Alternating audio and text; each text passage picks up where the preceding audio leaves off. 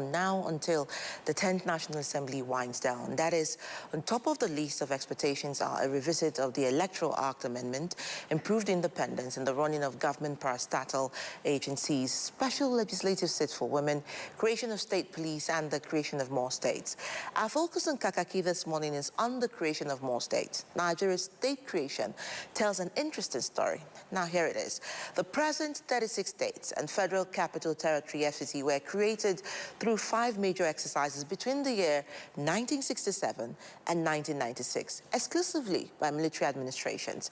Major milestones include the initial 12 states created during the Yakubu Gowon regime, which was expanded to 19 in 1976, 21 in 1987, 30 in 1991, and the current 36 in 1996. The states are divided into geopolitical zones of Northwest, Northeast, North Central, Southwest, Southeast, South-South, and of course the Southeast, which has about 5 states. Now, while other zones have 6, except the Northwest with 7. Now, since 1996, there have been a number of claims for the creation of new states from all geopolitical zones. The more potent calls have come from the Southeast geopolitical zone, which has less states than the other 5. Recently, there have been loud calls for Anim and Anioma states out of the Southeast and neighboring Delta, while in the Southwest, there have been growing calls for an Ijebu state to be carved out of Lagos and Ogun states.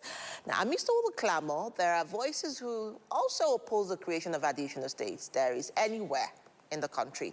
They argue that there are very few viable states under the existing states arrangement and structure, and creating more states will only make things worse for the people. We'll be looking at all sides to the state creation argument through Patrice Aquara, Country Director, New Africa Rising Initiative, and he'll be joining us on the show. And Barrister Aquara is a public affairs analyst and political commentator. Now, away from states now, we want to tell you that the number of confirmed cases of COVID-19 in Cross River State has reportedly risen to 10. Reports of the new cases came in late Wednesday after the Center for Disease Control and Prevention confirmed the case of COVID-19 in Cross River State, assuring the public, however, that there is no evidence of widespread transmission. Similar assurances were given by Cross River State Commissioner for Health, Dr. Henry Ayuk, during a press briefing in Calabar. Now, the original confirmed case involved a Chinese national working with Lafarge in Akankwa local government area of the state, who reportedly arrived in the country about a month ago before testing positive. We hope to get the true picture of things, really, later on the program, when we're joined by the Cross River State Commissioner himself, the Dr. Henry Ayuk, to give us more insights on this and perhaps in between the lines of what really is and what is not later on in the show. Remember that you can always send us your feedback, join us on social media at Africa Independent TV, follow us on AIT online, and give us your feedback right there on all our YouTube live handles. Shortly, and that will be coming right after this. Stay with us.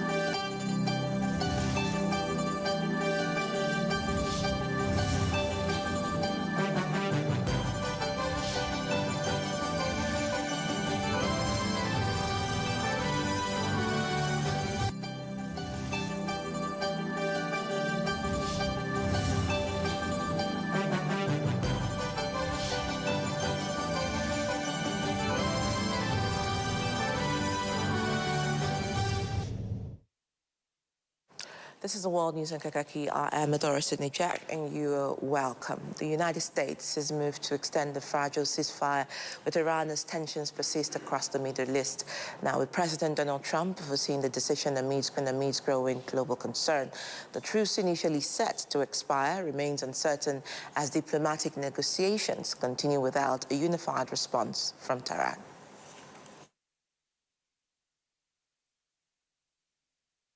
Despite the extension, U.S. forces have maintained a naval blockade targeting Iranian ports, a move designed to sustain economic pressure on Tehran while talks continue. American officials insist the strategy is part of a broader effort to secure long-term concessions on Iran's nuclear and regional activities. Diplomatic efforts have involved multiple international actors, with Pakistan hosting initial talks and preparing for further negotiations aimed at stabilizing the situation. However, delays from Iran in confirming participation have deepened uncertainty surrounding the process. Meanwhile, Iran has raised concerns over U.S. actions during the ceasefire period, including the seizure of a cargo vessel, which it considers a violation of agreed terms. The development has heightened the risk of renewed confrontation despite ongoing diplomatic engagements. The broader regional situation remains volatile, with clashes continuing between Israel and Hezbollah, even as separate ceasefire arrangements attempt to reduce hostilities. Civilian casualties and infrastructure damage across affected areas continue to draw international attention. Global markets have also reacted to the uncertainty, with energy prices fluctuating amid fears of prolonged disruptions to supply routes. Analysts warn that the outcome of U.S.-Iran negotiations will significantly shape geopolitical stability in the coming weeks. Iran has indicated it may consider renewed talks with the United States under specific conditions, signaling a potential shift in diplomatic positioning. Now, the development comes amid heightened regional tensions and ongoing military and economic pressure. A senior Iranian official stated that negotiations could proceed if Washington abandons its current pressure-based approach. The condition reflects Tehran's long-standing stance against what it views as coercive diplomacy. Pakistan is playing a mediating role in facilitating possible discussions between both sides. Diplomatic channels remain active as intermediaries attempt to bridge significant differences. The issue of a seized Iranian-flagged vessel has also emerged as a sticking point in negotiations. Tehran is demanding its release alongside its crew as part of broader de-escalation measures. Now, the situation highlights the complex interplay between military actions and diplomatic engagement in the region. Analysts note that even limited talks could reduce tensions if conditions are met. Future developments will depend on how both sides respond to evolving diplomatic signals.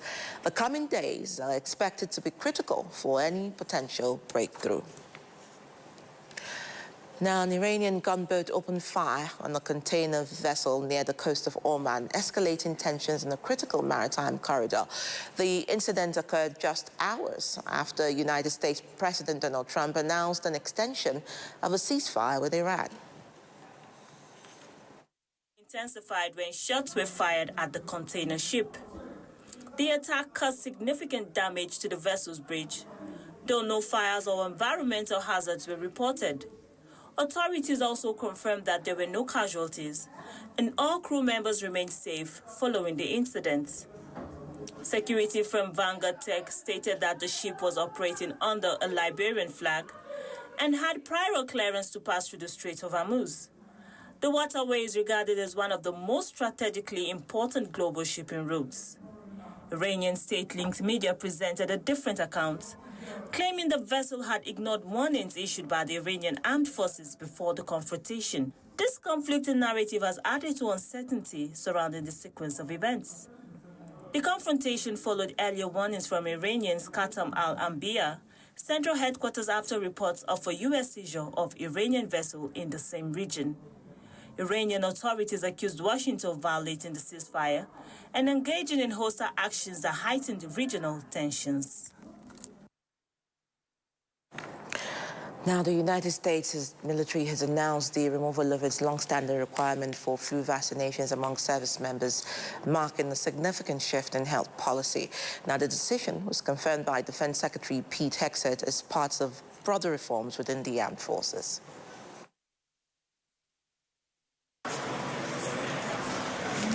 Officials say the change reflects evolving medical guidance and a reassessment of mandatory health protocols across military branches. The policy adjustment is expected to affect thousands of personnel across various deployments. The move follows wider debate within the United States over vaccine mandates and public health requirements, particularly in institutional settings. Military leadership has emphasized the importance of balancing readiness with individual health considerations. Health experts note that while influenza vaccination has historically been encouraged to maintain operational readiness, the removal of the mandate may lead to varied uptake among troops. This could influence preparedness during peak flu seasons. The Pentagon is expected to issue further guidance on voluntary vaccination programs and preventive health measures to mitigate potential risk. Commanders may also implement localized policies based on operational needs. The decision underscores a broader shift in U.S. defense policy, where flexibility in health regulations is increasingly considered alongside mission effectiveness. Observers will be monitoring the long-term impact on troop health and readiness. The nomination of Kevin Walsh as a leading figure in the U.S. Federal Reserve has come under intense scrutiny during Senate hearings as lawmakers assess his stance on monetary policy independence. Now, the development forms part of broader economic discussions under the Trump administration. Walsh addressed concerns from senators by outlining his commitment to maintaining the Federal Reserve's autonomy despite political pressures. His remarks come amid heightened attention to the relationship between the White House and central bank decision-making. The hearing explored key issues including interest rate policy, inflation control, and the need for structural reforms within the Federal Reserve System. Lawmakers pressed Walsh on whether he would resist influence from the executive branch in shaping economic policy. Economic analyst notes that the nomination comes at a critical time as the United States navigates both domestic financial challenges and global economic uncertainty linked to geopolitical tensions. The Federal Reserve's direction is expected to play a central role in stabilizing markets. The proceedings also highlighted divisions within Congress over the future of U.S. monetary policy, with differing views on interest rates and regulatory reforms. These debates reflect broader concerns about economic growth and financial stability. As the confirmation process continues, Walsh's ability to secure bipartisan support will be crucial in determining his path forward. The outcome is expected to influence investor confidence and the overall direction of U.S. economic policy. Now, the administration of President Donald Trump has initiated a federal fraud case against the Southern Poverty Law Center, accusing the civil rights organization of financial misconduct tied to its operations against extremist groups. Now, Acting Attorney General Todd Blanche led the charge, alleging the group misused donor funds over several years. Federal prosecutors claim the organization raised millions under the premise of combating hate groups, but instead directed funds towards individuals affiliated with those same groups. Authorities say at least $3 million was paid between 2014 and 2023 to informants connected to white supremacist and far-right organizations. Now, investigators outlined the system in which funds were routed through multiple bank accounts before being distributed via prepaid cards to informants. The charges filed include wire fraud, bank fraud, and conspiracy to commit money laundering, with the case lodged in Alabama, where the organization is headquartered. Prosecutors also revealed the existence of a long-running informant program dating back to the 1980s involving multiple unnamed operatives. Leadership of the organization has defended the program, stating it was designed to monitor threats and share intelligence with law enforcement agencies. Now, Democratic Congresswoman Sheila Shafilus-McCormick has stepped down from her position following an investigation into multiple ethics violations. The resignation came shortly before lawmakers were set to consider disciplinary action. Investigators found evidence that campaign finance rules had been breached, including allegations of misusing disaster relief funds for political purposes. Authorities also cited spending on luxury items as part of the findings. And the former lawmaker had denied wrongdoing but chose to resign resign as pressure mounted from both legal and political fronts. Her departure effectively halted congressional disciplinary proceedings as the Ethics Committee lost jurisdiction once she left office. Separate federal charges allege that millions of dollars in emergency funds were diverted through associates and redirected into campaign contributions. Prosecutors claim the scheme involved a network of individuals connected to the Congresswoman. The case remains ongoing with a trial scheduled for 2027 and potential penalties, including significant prison time if convictions are secured. Now, Russia's oil production has sharply declined in April following sustained Ukrainian drone attacks on critical export infrastructure, disrupting key terminals and refineries. Now, the reduction, estimated between 300,000 and 400,000 barrels per day, marks the steepest monthly drop since the pandemic era and signals mounting pressure on the country's energy sector. The strikes have targeted major ports, limiting Russia's ability to transport crude oil to global markets. Damage to facilities and ongoing maintenance challenges have compounded the disruption, forcing authorities to reassess production capacity and logistics. Despite the decline, global oil prices remain elevated due to geopolitical tensions elsewhere, helping cushion the financial impact on Moscow's revenues. Russian finance officials indicate that higher prices may offset some losses, preventing a deeper fiscal imbalance in the short term. International energy monitors have revised down forecasts for Russian output, citing sustained infrastructure damage and operational setbacks. Analysts warn that continued attacks could prolong recovery timelines and further weaken supply stability. The disruption also reflects a broader strategic shift in the conflict, with Ukraine increasingly targeting energy assets inside Russia. These attacks aim to erode Moscow's economic resilience while complicating its ability to sustain long-term military operations. The Supreme Court has reserved judgment in the appeals filed by the Kabiru Turaki-led leadership of the People's Democratic Party, PDP, against the March 9 judgment of the Court of Appeal. The Apex Court also reserved judgment in the appeal filed by factional national chairman of the African Democratic Congress, ADC, David Mark, in relation to the leadership dispute in the party. The appeals are crucial to the ADC's chances of consolidating its status as the opposition coalition. The party had been dogged with crises, which led to INEC's removal of recognition to Senator David Mark and Raouf Adegbeshola as national chairman and national secretary.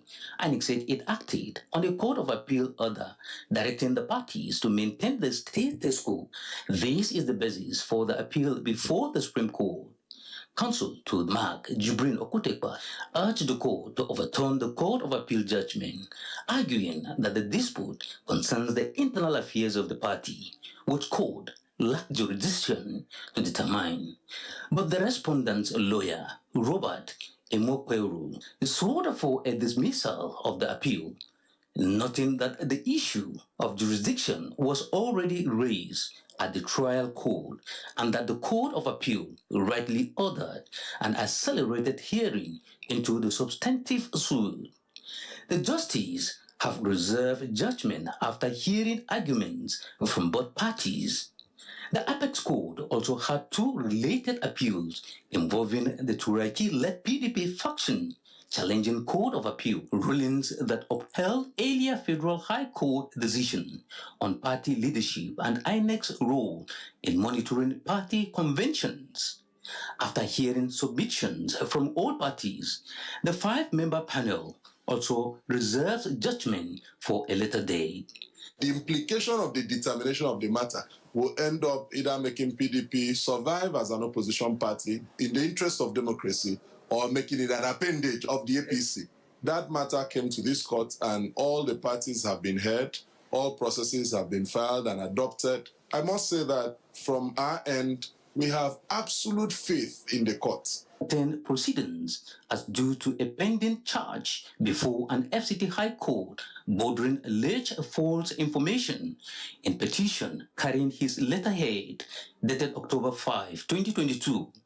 He was, however, granted bail in the sum of 100 million naira and is expected to produce a surety who must be a senior advocate of Nigerians with at least 20 years post-school experience or a legal practitioner with over 40 years of practice.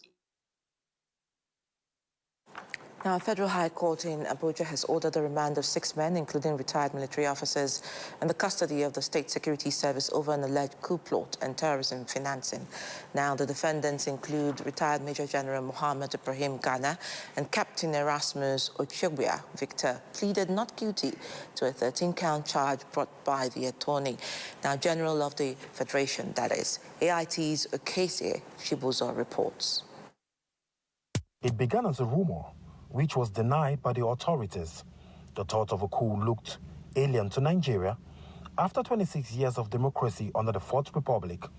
But an explanation had to be given on why military officers were arrested, so it was initially passed off as an action bordering on internal disciplinary issues.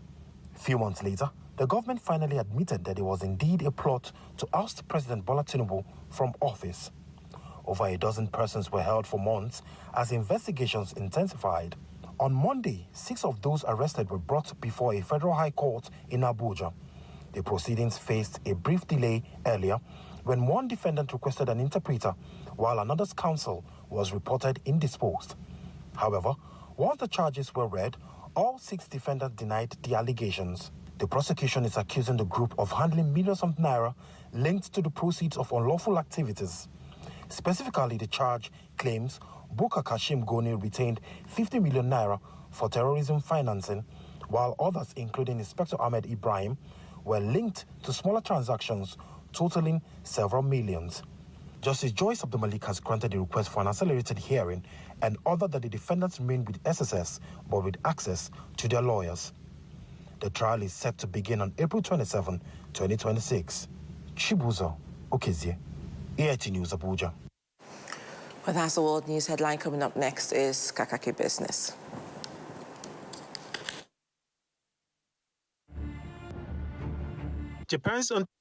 Welcome to Kakaaki Business. Japan's on Tuesday unveiled its biggest overhaul of defense export rules in decades, scrapping restrictions on overseas arms sales and opening the way for exports of warship, missiles, and other weapons. The move aimed at strengthening Japan's defense industrial base marks another step away from the pacifist restraint that have shaped its post-war security policy.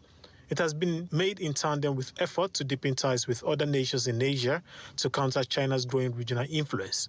The revision removes 5 export categories that had limited most military export to rescue, transport, warning, surveillance, and mine-sweeping equipment.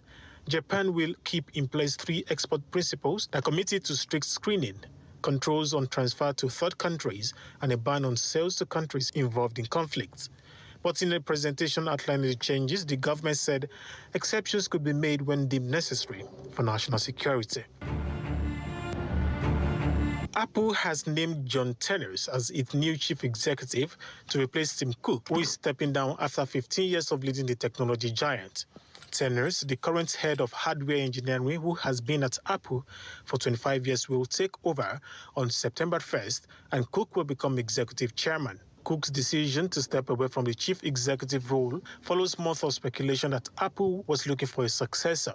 Tenners, who joined Apple in 2001, has played the central role in reviving products such as the Mac computer and been deeply involved in shaping Apple's biggest products such as iPads and AirPods. Analysts have speculated that with new leadership, the company may be looking to pursue deeper integration of AI into its products. U.S. Trade Representative Jamison Greer has told Mexico auto and steel industries they should not expect the renegotiation of the U.S.-Mexico-Canada agreement to remove President Donald Trump's tariff on their sector. Greer made the comment to the industry groups and other top business leaders in meeting in Mexico City to discuss goals for revamping the USMCA. The representative met with the American Chamber of Commerce of Mexico, Mexico's Business Coordinating Council, the Mexican automotive industry, and National Chamber of the Iron and Steel Industry, among other groups. After the meeting, Gray and Mexican Economy Minister Marcelo Ebrard issued a joint statement saying they agreed to launch formal bilateral negotiations to work out U.S.-Mexico issues in the USMCA during the week of May 25 in Mexico City. They said the two sides will continue technical talks this week on economic security, strengthened rules of origin for key industrial goods, collaboration on critical minerals, and bilateral trade irritants. South African business confidence weakened to a 5-month low in March, dragged down by a weaker rand, slowdown in trade, and share price falls linked to the Iran war, data showed on Tuesday. The South African Chamber of Commerce and Industry Business Confidence Index fell to 131.3 in March from 134.6 in February. The chamber said business unease was reflected in weaker real economic activity, including stifled retail trade and export volumes. Businesses were concerned about the supply and cost of energy because of the Middle East conflict. However, it says South Africa was in a fortunate position thanks to an exceptional increase in business confidence late last year, which was mitigating the impact of the Iran conflict to some extent. With tensions still brewing in the Middle East, analysts anticipate a likely revision of the government's 1.6% growth forecast for 2026. Germany's ZEW indicator of economic sentiment plunged by 16.7 points to minus 17.2 in April 2026, marking its lowest level since December 2022 and falling far short of market expectations of minus 5. The sharp decline following March's third largest monthly drop in the indicator's history reflects deepening pessimism as the escalating Middle East conflict weighs on Germany's economic outlook. ZEW President Professor Achim Wambach warned that Iran's war impact extends beyond rising prices, with fears of long-term energy shortages, dampening investment and undermining government stimulus efforts. Sectoral expectations remain heavily affected. While the automotive industry stayed relatively stable, outlook for the chemical and pharmaceutical sectors and steel metal production deteriorated sharply. Meanwhile, construction sector expectations slipped into negative territory, declining by 3.8%. Nigeria imported about 61.7 million barrels of crude oil from the United States between January 2024 and January 2026, highlighting rising reliance on foreign feedstock to support domestic refining. The surge follows the start-up of Dangote Refinery in 2024, which has driven demand for imported crude amid local supply constraints. Imports rose sharply in 2025, peaking at over 300,000 barrels per day in June. This comes despite Nigeria exporting over 300 million barrels of crude in the first 10 months of 2025 and 55.39 million barrels in January and February 2026. The trend reflects a supply imbalance in Nigeria's oil sector, where high crude export coexists with limited availability of base material for domestic refineries, leading operators to supplement with imports from the United States and other countries. And that's Kakaaki Business. Good morning. Thank you for that, Larry. And in other countries like Kenya, the conservatory bans have been lifted by the Kiambu court, saying that governors and municipal leaders are now, of course, going to face the law if they commit a crime found of corruption and will face the full arm of the law. It's been a law that has been in operation in Kenya for a long time, but now it says only the president has an exemption until out of office, but every other person in public office answers to the law. Well, now let's take a quick special report. This time, Nigeria's House of Representatives has asked ministries and agencies of the federal government to intensify efforts to rescue 416 children, women that have been kidnapped. And that report is something that we would want you to take a careful listen to as we bring it to your view.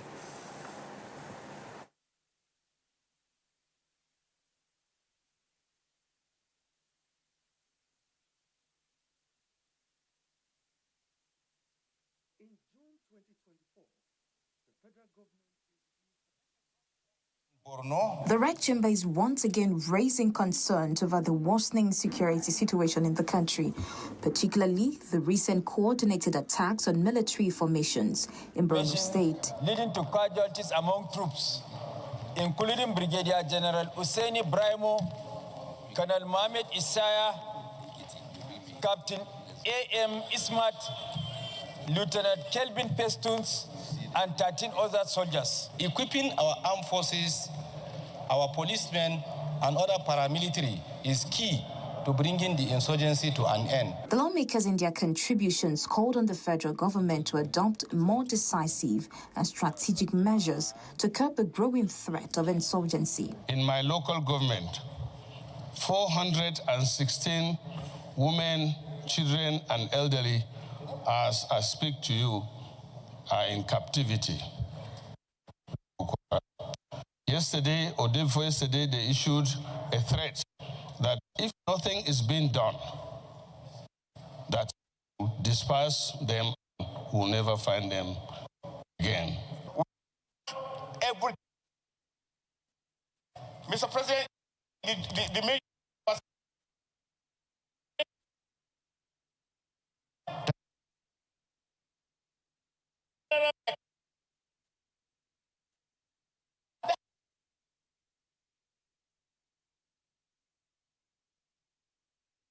insurgency in Nigeria this year. By the grace of God, insurgency shall be defeated. The Senate thereafter observed a minute's silence in honor of those who lost their lives in the attacks. Well, a similar motion was also raised on the floor of the Senate, this time Benue State, calling on security agencies to intensify coordinated effort to apprehend those responsible for the latest killings and bring them to justice.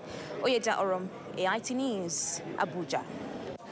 And here is what that... Now, unfortunately, we continue to see the rise in terrorism and banditry and kidnapping in Nigeria. And honestly, the parliament has said that, yes, they have sent marching boots for more coordinated, collaborative, perhaps relationship between the security agencies. But like the Senate President, ushered on the spirit of God to intervene. But most Nigerians are saying that, beyond the call for spiritual intervention, there needs to be seen more to be done, especially in intelligence gathering. Just on Tuesday, we saw terrorists burn down the official residence of the district head of Yankuzo Babangida Hamza in Zamfara State, skated away foodstuff and other communities and attacked communities nearby the residence of the resident chief of that area. And so the question is really, how do these people get access to the sophisticated weapons that they're using? Where is the intel from the moment of entry to the moment of departure? This is the questions that are begging for answers. And where are the findings of the investigations so far? Well, we move to another special report, this time talking about the police, and authorities of the Nigerian police are urging continued public cooperation as efforts to intensify to dismantle criminal networks across the country. Now, they have said that perhaps the only placid call that we need to make to the Nigerian public is to involve intelligence to be able to resolve violent crimes and look at sophisticated walkie-talkie as part of that tool device. We'd like to take a look. 20 sophisticated walkie-talkie devices capable of intercepting communications used by kidnappers and bandits. Police sources say the device is not just an ordinary communication tool, but a strategic piece of equipment used to monitor, intercept, and possibly disrupt communications. 60 tons of railway tracks valued at 400 million naira. 10 stolen vehicles, 9 firearms, including AK-47 rifles, taken off the streets, more than 100 rounds of ammunition, and in a mop-up operation, a mobile phone retrieved from one of the 18 fleeing suspects. We urge citizens to continue to cooperate with the police as we work collectively to enhance safety and security across the nation. Across multiple states and the FCT, the operations target supply chains and disrupt criminal networks by the 4th Special Tactical Team led by ACP Victor Obeide. Ada Ononye, AIT News, Abuja.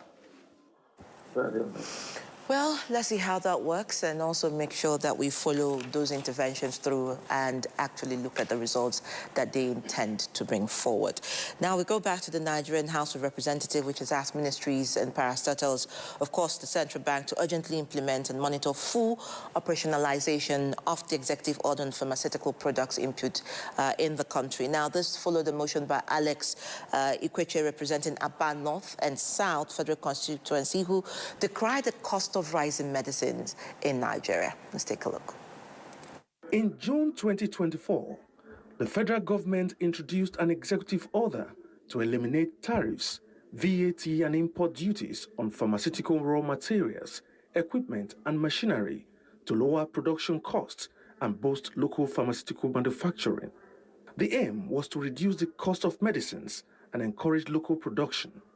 But Alex Ikweche in his motion insists that despite this intervention, the cost of medicines keep rising. The House notes that according to the Nigerian Association of Pharmacists, the prices of some common medication have increased by 300 to 500% due to factors including inflation, naira devaluation, import dependency, and supply chain disruptions. The lawmaker noted that the Federal Competition and Consumer Protection Commission in February this year revealed plans to investigate this ugly development, a move he says has yet to yield positive results. Disturbed that Nigeria still imports over 70% of its medicines and active pharmaceutical ingredients, APIs, making the country vulnerable to international price dictates, shocks, delays, and supply disruption. The House mandated relevant committees to ensure compliance with these resolutions. Plenary also saw 4 Kano lawmakers moving from the New Nigeria People's Party to the African Democratic Congress, with Amadou Kabirumbe Palace moving from the People's Democratic Party to the All Progressives Congress. This decision to resign from PDP is principally due to the irreconcilable differences that culminated in the formation of different factions, which eventually eroded the unity and cohesiveness of the party. The move is in continuation of lawmakers' realignments ahead of the 2027 general election. Ogianave Uduimo, AIT News Abuja. Well, just to tell you that Nigeria spends approximately $150 million annually on vaccine procurement, and that is also coming from the National Primary Healthcare Development, saying that this funding is sourced from federal government allocations and development partners. But to spend that whooping amount of money on vaccination, one will begin to think, how do we begin to look into our manufacturing, into our pharmaceutical strength, and also into our areas of drug, especially when we look at research in Nigeria. Food for thought. Well, we'll take a quick break, and when we come back, we'll continue the show in earnest. Stay with us.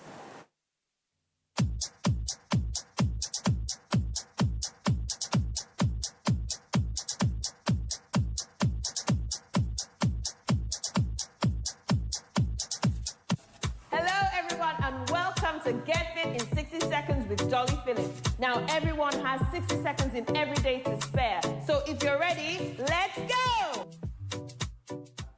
We had a great workout. Anyway, what I need you to do is to follow us on Instagram at Alpha Fitness Studios and subscribe to our YouTube channel, Alpha Fitness Studios, for free workout videos, free dance videos, sales and promos, and make sure you join us at the gym, Alpha Fitness Studios in Lekki Phase 1 next time you're in Lagos. So until the next time, bye-bye.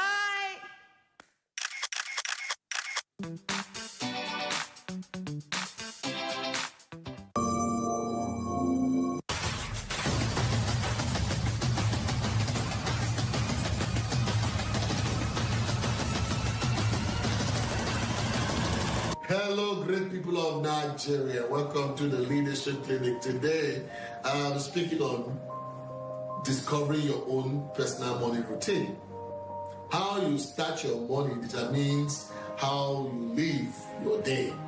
Leaders don't stumble into their day. You know what they do? They design it.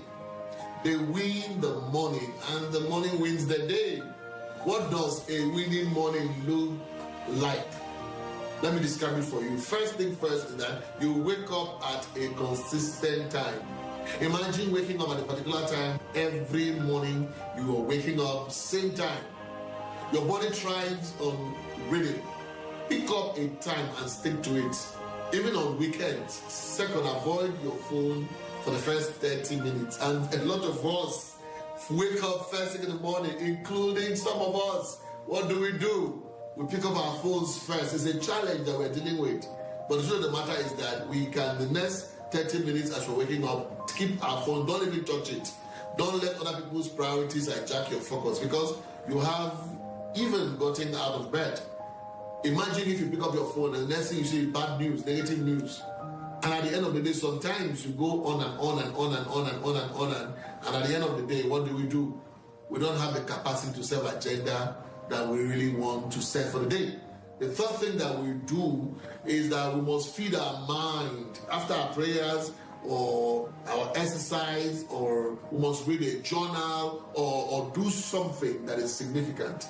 The interesting thing is that the more we begin to focus on building something significant about the day, getting into the study, pushing ourselves beyond the limit, going through the page of the books or whatever it is, and then, of course, realizing that it's important to spend time thinking about what the day is going to look like, which means that you must operate from your thinking spot at every point in time. Every leader that's been able to build significant results where it's the type of leader that wakes up in the morning and prioritizes thinking. And the interesting thing is that if you make up your mind today that nothing is urgent, that you choose to prioritize your day by choice, and once you are able to do that, then you can control your money, then you can control your day, and then you can control your life. Most successful people that I know, they have learned these secrets. The secrets of ensuring that we design our day and then we begin to execute the priorities of what we want to see our day look like. The moment you're able to do that, then you can build a sustainable day that works, and each sustainable day that works is a prerequisite for the success that will come our way. Great people of Nigeria must remember, if a man doesn't have a purpose of waking up, sleeping becomes interesting.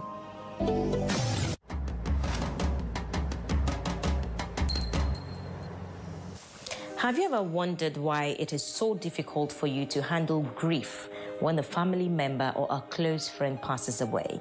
You see, there is a saying that life is not fair, so get used to it. How fair is that statement really? When something as sweeping as death happens, it's easy to lose your balance and get lost inside and outside of you. Why do people have to die? Why do they have to be ripped from the embrace of the ones who love them? There's no real satisfying answer, and asking why only worsens the pain. Now, what do you need to do to overcome grief? Express yourself. Talking is often a good way to soothe painful emotions. Talking to a friend, family member, doctor, or counselor can begin the healing process. Allow yourself to feel sad. It's natural. It's a healthy part of the grieving process. Keep your routine up. Keeping up simple things like walking, exercising, dancing can help, though it could be very difficult. Sleep. Emotional strain can affect you so badly, but if you're having trouble sleeping, see a doctor. Eat healthy. A well-balanced diet will help you cope. Avoid things that numb the pain. It will make you feel worse once the numbness wears off. Go to counseling if it feels right for you, but perhaps not straight away. Counseling may be more useful after a couple of weeks or months. Only you will know when you're ready. Honestly, that's my 2 kobo.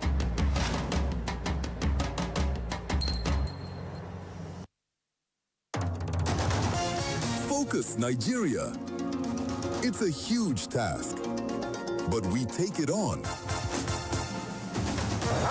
Where is the law? National Assembly is not doing hearing on insecurity in Nigeria. It is America that is doing hearing on insecurity in Nigeria. Monday to Friday on Focus Nigeria, we identify the nagging issues. So people put people in poverty deliberate misplacement of priorities, and brought people on their knees to suffer. We seek answers to the tough challenges. And because of for the former president, yes. What I know is that he has not turned his membership card. He has not been attending your meeting. Leave that to us to deal. There's no shying away from the issues. The system is held accountable. The leaders are accountable for the funds, for the resources that they manage. No sitting on the fence. The same thing that made you live where you are may confront you. Focus Nigeria, 10 a.m., Monday to Friday on AIT.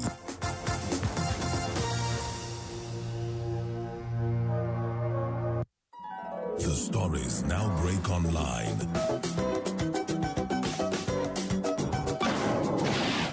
Don't Don't miss anything from our real-time updates and exclusive content. Follow and participate in discussions on live TV studio programs to shape the narratives. Subscribe, engage, and share from AIT.live at AIT_online on X, AIT Online on Facebook, official AIT Live on Instagram, TikTok, and Threads on YouTube. Stay connected with AIT. On air, online, on live. People, politics, and power brings context and clarity to issues and events in governance, democracy, and development. On People, Politics, and Power, we feature people who shape the events and define the issues. A lot of the agencies are still struggling with implementation of freedom of information. The government should come. We need Nigeria to work.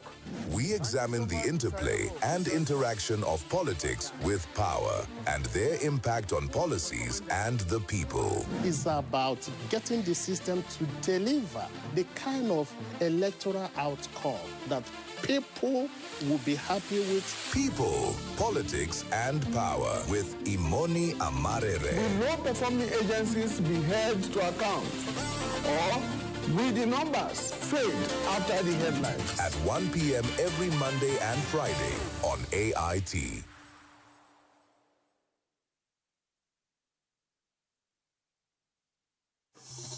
The issues as they break, the multitude, the political figures, the state and non-state actors. There is a serious threat to democracy. And our government seem to be incapable of protecting. The scheming. This is not a period we should say bow and go. Every part of this country is equal. The intrigue. There can be no one person that is bigger than the party. Deft moves and the momentous declaration. We didn't get any protection. I'm not particularly against anybody. We track and capture them all. I don't believe we go for that reason in politics. Follow in-depth analysis and no-holds-barred interviews. Armed forces of the country is well capable. They need the political will. Are they just waking up from sleep? Is there complacency? Feel the pulse of happenings in the political arena on AIT Democracy Today. Widely acclaimed authority on politics. Monday to Friday, 7 p.m. Nigerian time.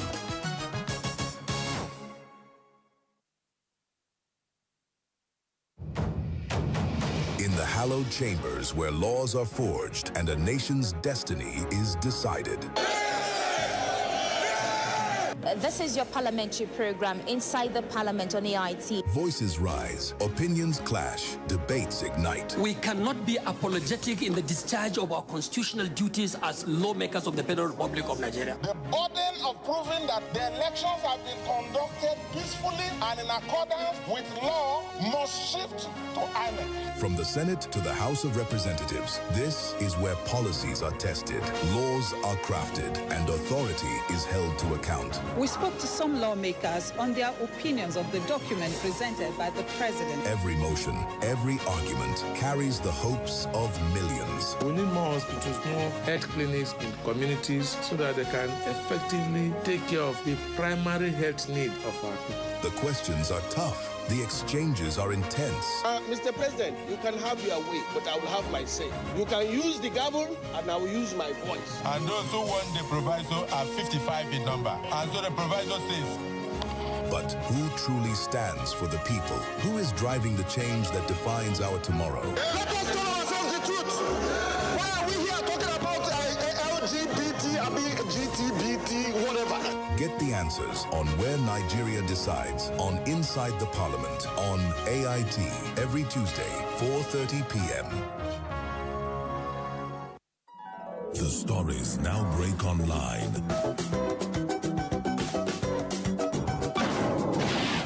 Don't miss anything from our real-time updates and exclusive content. Follow and participate in discussions on live TV studio programs to shape the narratives. Subscribe, engage, and share from AIT.live at AIT_online on X, AIT Online on Facebook, official AIT Live on Instagram, TikTok, and Threads on YouTube. Stay connected with AIT. On air, online, on live. People, politics, and power brings context and clarity to issues and events in governance, democracy, and development. On People, Politics, and Power, we feature people who shape the events and define the issues. A lot of the agencies are still struggling with implementation of freedom of information. The government should come. We need Nigeria to work. We examine the interplay and interaction of politics with power and their impact on policies and the people. It's about getting the system to deliver the kind of electoral outcome that people will be happy with. People, Politics, and Power with Imoni Amarere. Will low-performing agencies be held to account? Or will the numbers?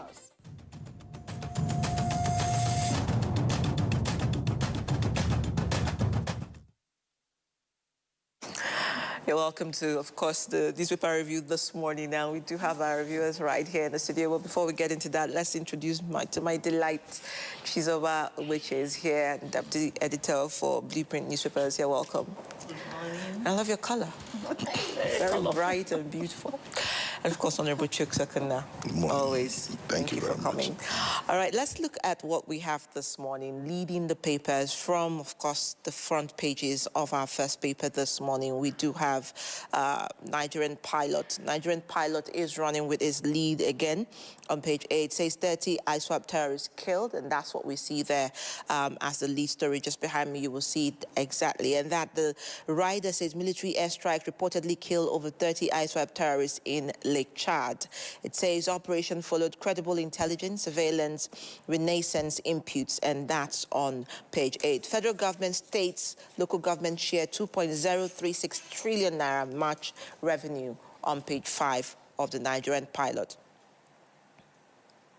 Okay, let's go to New Telegraph now. New Telegraph is looking at Senate demands security overhaul after Boko Haram kills 60 soldiers in base attacks. And that's what we see as the lead from the New Telegraph. Also going by Daily Sun, we look at insecurity. Senate gives CDS, DSS, others matching orders, charges security heads to probe Mungunu, Beni Sheikh attacks now perpetrators. The Guardian, however, is looking at another story, leading with debate over security strategy as Senate demands rescue of 416 captives. And that's what we see as the lead story. That is coming to you on page 6 of the Guardian newspaper. The Daily Trust, however, is still also looking, but this time with a deadline, say 72-hour deadline. Bronu families fear for 416 captives, and that is on the lead for the Daily Trust this morning. Blueprint is looking at terrorism, but this time Remi Tinubu seeks global support, engages ex-Archbishop of Canterbury, wants accurate narratives on nation security challenges, and that's what you see as the lead story and the rider for that one. Now, let's also look at the Authority newspaper this morning, and this time we're looking at suspected coup plotters remanded in DSS custody, federal government to extradite Timi Praise Silva over alleged role, and that's the rider to that story on the Authority newspaper. But leadership takes it away to, again on the coup plotters, says court fixes April 27 for trial as 6 alleged coup plotters deny charges, and that's coming from the Leadership newspaper. A judge remands suspects in DSS custody, and that's what we find. Observer's Times, let's move to Observer's Times. Observer's Times is looking at a different storyline there. It says Tinubu hosts Goodluck Jonathan at State House, part of recurring consultations on West African political affairs. And that's on page 1 of the Observer's Times front page. Now, Daily Global is looking at presidency. Now, differently from insecurity or security stories, presidency, Edun Dangewa resigned, not sacked. And that's the lead story that we find on the front page. Remember, the stories have made rounds in the past 2 days. Edun Dangewa resigned, not sacked. That's coming from the presidency. Now, Daybreak newspaper looks at Electoral Act, however, says fresh fears over Electoral Act 2026. As Mike Igini warns, Electoral Act gaps could hinder 2027 polls, and that's on page 6 of the Daybreak. Al Jazeera Nigeria, however, takes it to COVID-19, saying Cross River confirms 10 cases after contact tracing. Fear of resurgence mounts, and CDC state government intensify response, and that's the rider to that story on the Cross River confirms 10 cases after contact tracing story on COVID-19. Moving to daily asset, JAMB, however, is talking here. JAMB sets 320 benchmark for exceptional underage candidates, maintains 16-year-old admission criterion.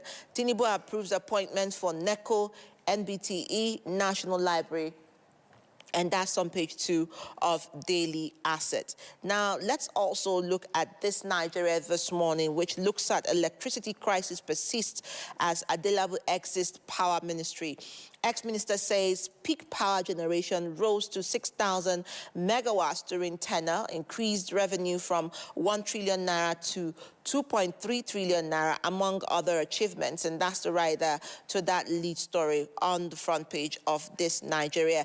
Now, the Nigerian News Direct is moving to why President Tinubu should create coordinating minister for energy role at Adelabu. And that's coming on the front page. Resigns appointment to contest your elections, and that's what you find on the front page of the Nigerian News Direct. Standard Times looks at the, of course, the share of the revenue generated in March. Federal government, states, local government share 2.036 trillion naira revenue generated in March on the front page of the Standard Times.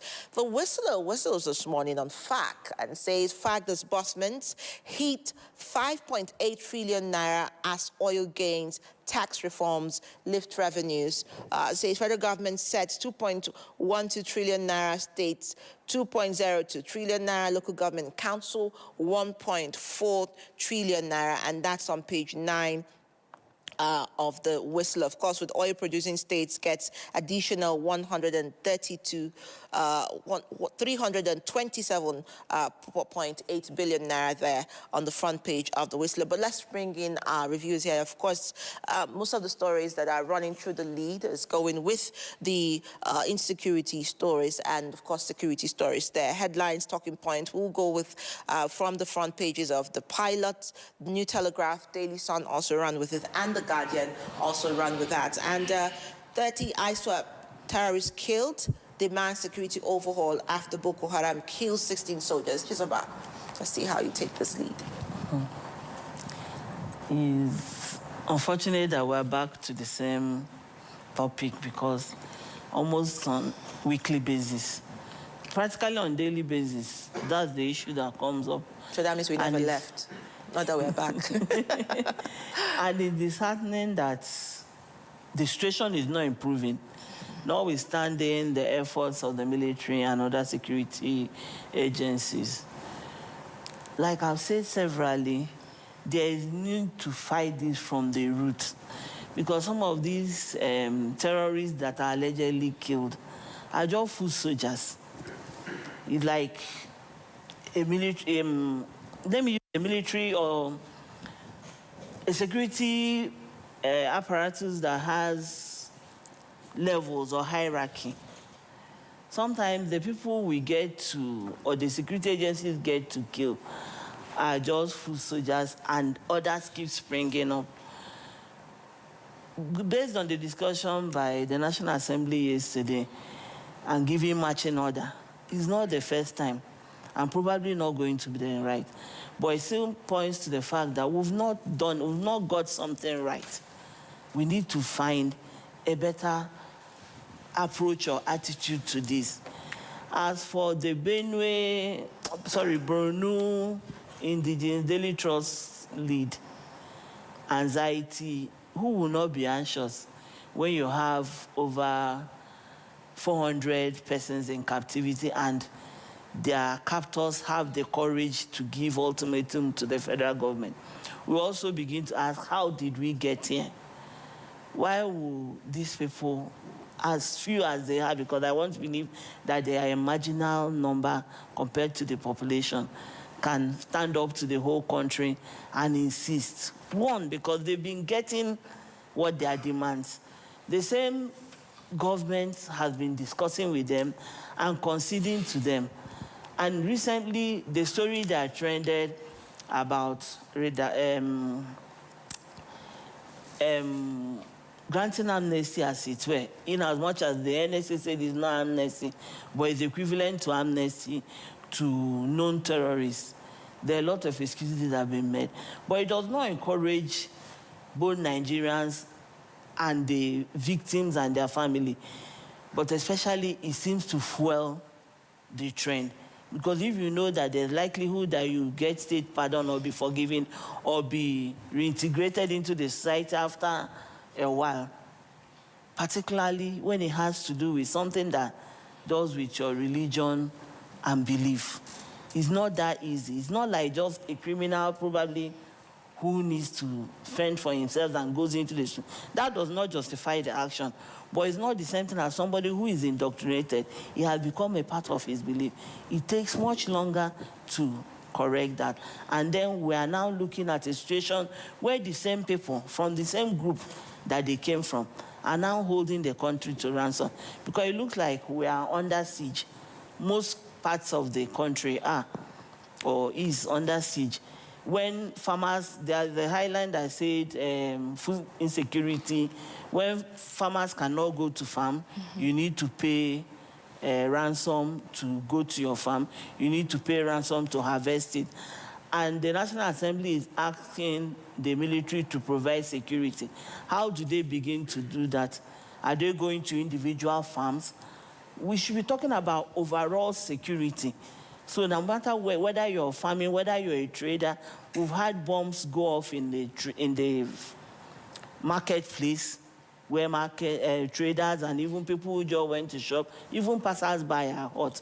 So we need to get it right, and I don't think we've got it right yet. Chooks, 5 billion naira ransom, and you know, the days are counting, hours are counting, families are desperate. What are your fears about this? I think we got to this point because of several factors. If you saw the stories in most papers, including mine, about alleged coup plotters, you know, and their collaborators in the military, or they collaborate with those in the military. So you can imagine all those senior military officers who either plan to overthrow the government. Imagine those people holding sensitive military positions, you know. Of course, you know, it wouldn't serve their best interest. I'm not saying that they're guilty, but if you have such sabotage in the military, that's why we need not go far to know why ragtag terrorists are overrunning military bases. You know, they're killing our top commanders, and they're always ambushing our troops. Because for you to ambush, it presupposes that you have an idea of the person's, of the troops' itinerary. And I know that no military in the world, you know, leaks information about its movement, you know, particularly to civilians, let alone to terrorists. So how would terrorists know that our soldiers are going to pass this place at this time, you know, but for sabotage? So that aside, the sabotage also on the part of the military security leadership, because like we said it here time and time again about our security chiefs, you know, treating terrorism with kid gloves. Yeah, I remember when Amechi was governor of Rivers State, you know, Ayaruda was the president at the time. You know, Amechi was one man who opposed amnesty. Because he said, one, even in the Bible for Christians, they say without you cannot be forgiven unless you ask for what they call it, repentance. Repentance comes before forgiveness. It's when you repent of your ways that you seek forgiveness. Then and you make reparation for your sins. And then make reparations. So, but in this case, imagine, you know, civilians Because these terrorists are known, whether I would like it or not. Most of them know these terrorists because they live. They don't live in the sky. They live amongst us. So for those who know kidnappers, those who know terrorists, those who know these bandits, and then tomorrow they see them and they hear that the government has given them amnesty. What does that do to the psyche of those who otherwise would have been law-abiding citizens? You know, they also feel that this is the shortest route to making it in life. So they will be encouraged to what they call it, to bear arms and to wage war on innocents. That's the problem. See, there's nowhere in the world where the sociology of law, criminal justice system, there's nowhere in the world where criminals are rewarded. There's nowhere. I've yet to see any country in the world where you commit a crime because you committed a crime, you know, and then you come and say, okay, now I repented, you know, then they say, okay, go and sin no more. It's not done anywhere in the world. When you commit offense, if it's a criminal offense, much as, no matter how holy or how righteous the victim is, like for instance, one kills somebody else's child, and then the father says, okay, no, you know, I've forgiven him. Yes, you forgive him, but there's a crime against the state. That's why when we come to court, we say that it's really between the Federal Republic of Nigeria or the government of blah blah blah, just like it's happening in Plateau State now. You understand? It's not between anybody but anybody.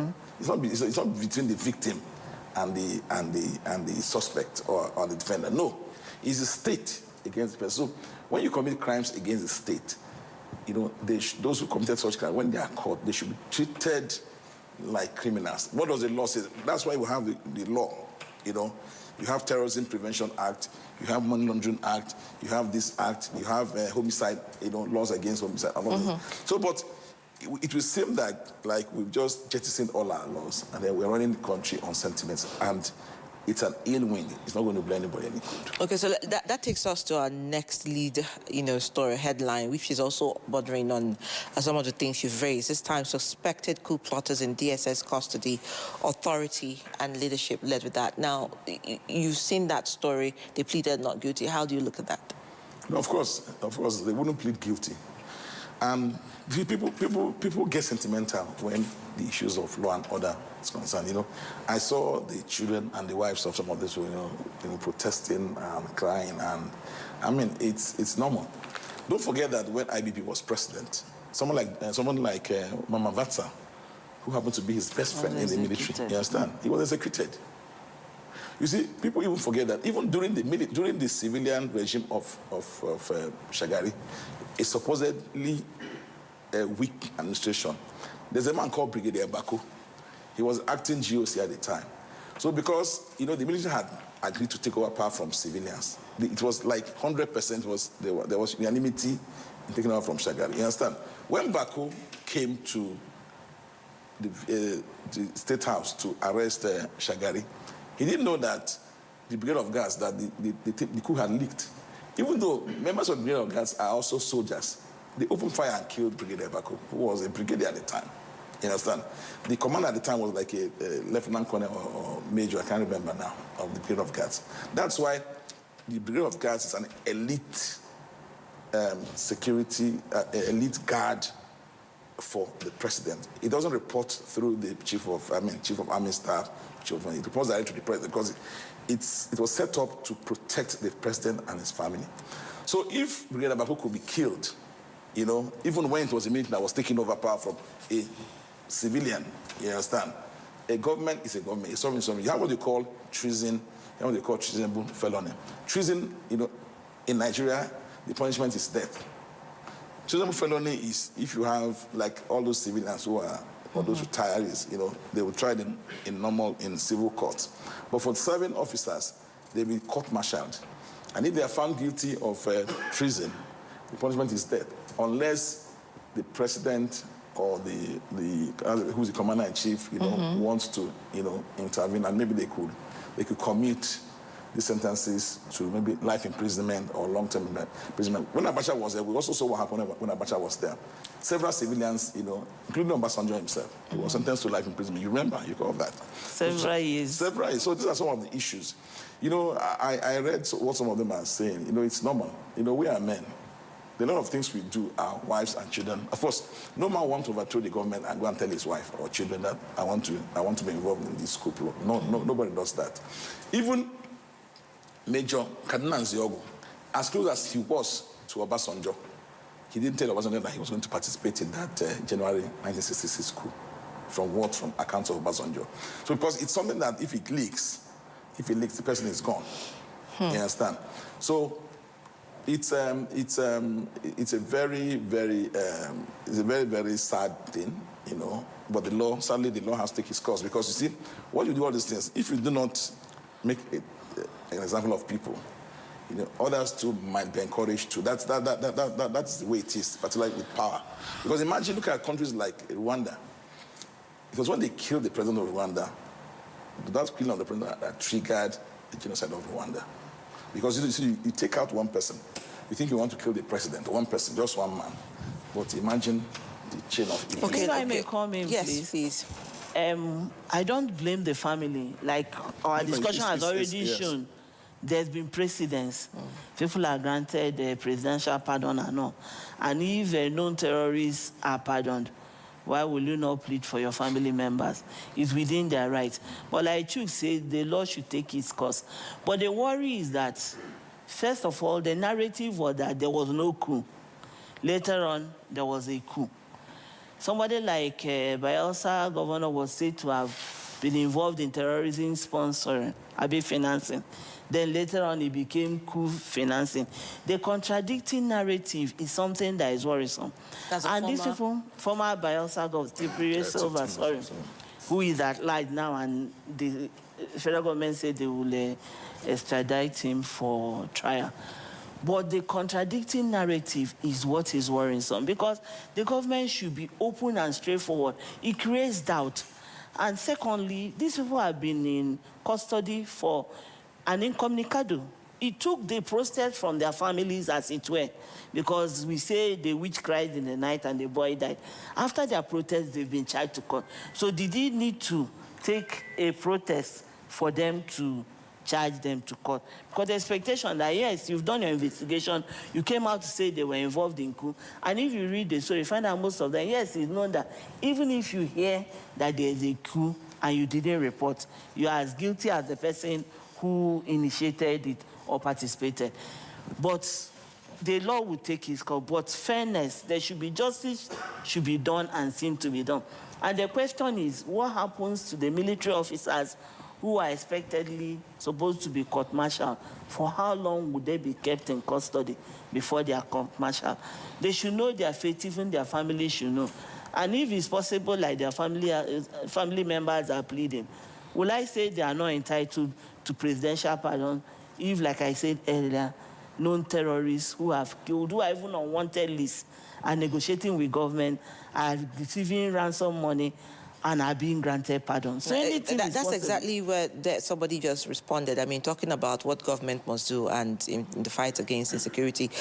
Emmanuel Diala 7682 says here, when a government is based on propaganda, what do you expect? Well, I don't know what he means by that, but he says a government that released just 7% of military budget, what do you expect? The government is not ready to fight insecurity. And, you know, last night we also had a conversation around insecurity, and an expert also talked about, you know, the lack of, you know, fiscal accountability, you know, in the process of funding for military intervention. So, Chizoba, I know that this is an area that you've talked about, 7%.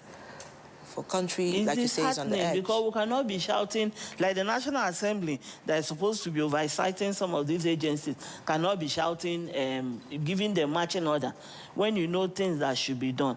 We're in a country where we're operating 2025, 2024, 2025, 2026 budget simultaneously. Where is it done? And you're talking about 7% out of 100%. It's not even up to 1% of the budget, as 10% of the budget as it is. And, you know, last week we talked about equipping them. The senior military officer that died was riding in a Hilux truck. When you know, I talked about IEDs being planted, it's just like mines. in a war zone. It could be anywhere. It doesn't necessarily mean that they know where it is, they avoid the route. But since you didn't plant it, the likelihood that you will follow that, they don't even necessarily have to have intel on your movement. But expectation is that if you must get to them, since the state governments and the security agencies already know where they are, so they have an idea, the route they will follow to meet them. And expectedly, they want to protect themselves. So the military also should protect itself and use vehicles that can withstand mines and IEDs and other attacks. And we're also running a risk of having sleeper cells. You know that's the problem U.S. is having. You have terrorist cells that are not active. We release these people. They can go back and integrate in the society. Just talked about intelligence sharing, sabotage and all. We're even creating chances of more persons. Imagine if one of these people becomes Okay, so let's quickly get in our final thoughts on the last to leave, because it's almost time. Chooks, maybe I'll start from you. She's about you summarizing the edit. Tinubu hosts Jonathan at the State House. Observer Times ran with that as the lead. Presidency, Edun Dangiwa resigned, not sacked, and that's Daily Global. Let's start from the last story and then move to the next, and then. Yes, I think that controversy was very needless. You know, like when I saw the story, my editors wrote that story, you know, that he was sacked. You know, I wanted to be sure that we're not misled, you know. So I saw other stories, and it was the same sack. And it took the presidency a whole nearly 24 hours to come and say that it wasn't sacked, you know. What was wrong with, I think it boils down to information management. If actually Edun resigned, you know, what was wrong in showing that letter the day he resigned, you know, and say, gentlemen, because Bayon, the spokesman, you know, is in the villa, he has access to all the media houses, you know. And I'm sure that most editors must have reached across to him, you know, that this man was actually sacked, you know, or they did resign. Because it was simple. Resignation is when from fire. Because when you fire a 70-year-old man, you know, it leaves a very sour taste in the mouth. So for the president to have waited, you know, up till the following day after the story broke, and then it was much later that it came up to write that they resigned. You know, I think it wasn't properly managed. The president has the power to hire and fire. So if he fires, it shouldn't be unexpected, because Edun wasn't born Minister of Finance. So if the president who appointed him, you know, decides to ask him to go, it's very possible to, even the Enugu man who has this controversial certificate, the former Minister of Science and Tech, he resigned and presidency accepted his resignation. So what's the big deal about Edun resigning and they lying that? One of our reviewers, I call them online, Josiah Wanko, says, well, the Minister of State for Defense also has to go. You know, well, I don't know what he means by that, but that's what his thoughts are on the social media. But thank you, ladies and gentlemen, for coming to the show today, and thank you for having time on this Thursday. Quickly, we'll take a quick break, and when we'll come back, we'll have our first conversation. And remember, we're talking about state creation. We'll be right back. The stories now break online.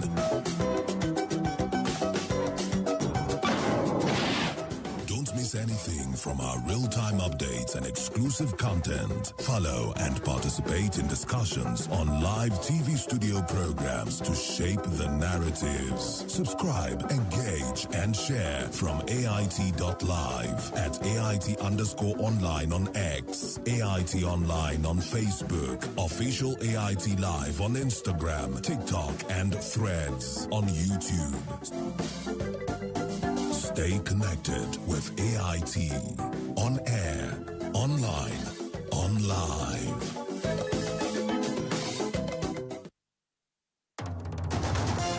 Focus Nigeria. It's a huge task, but we take it on.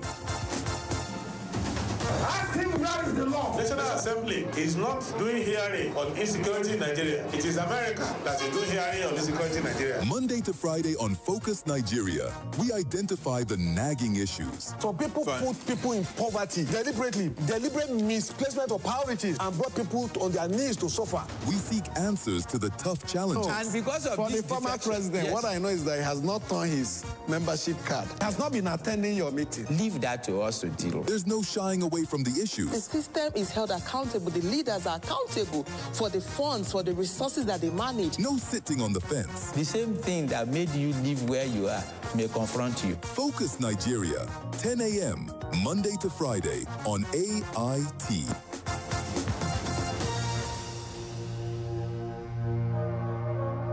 People, politics, and power brings context and clarity to issues and events in governance, democracy, and development.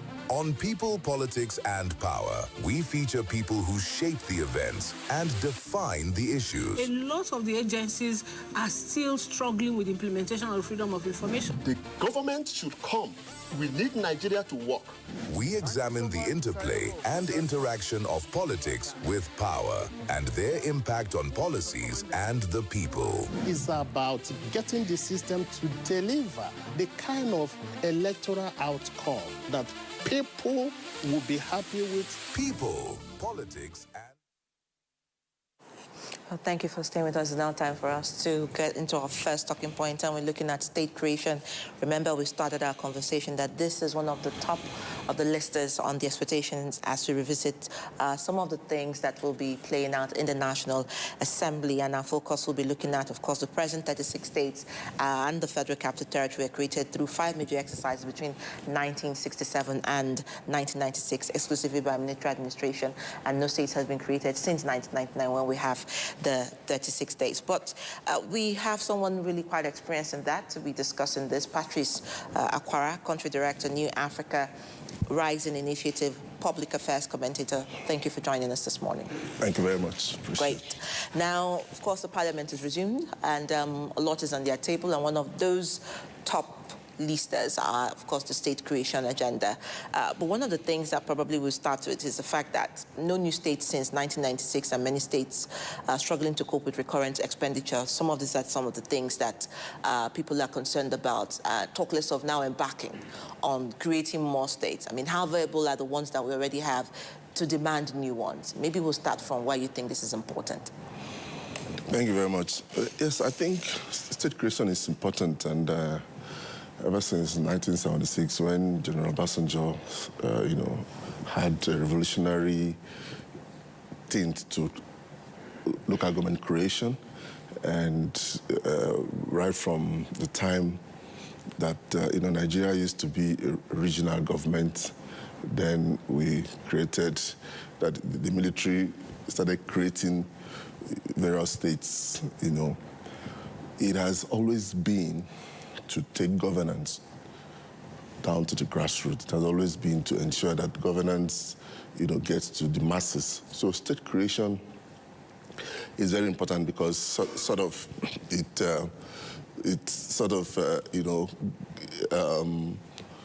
takes governance.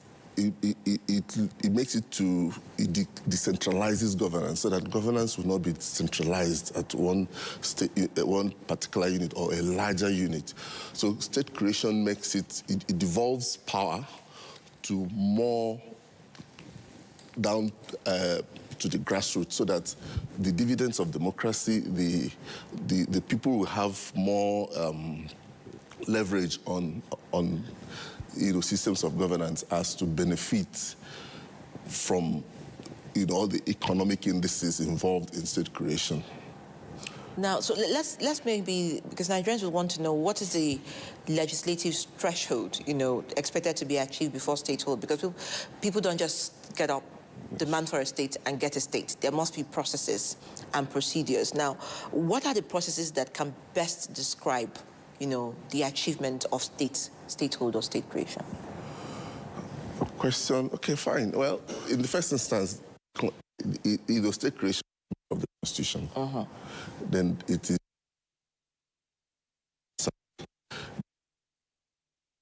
House to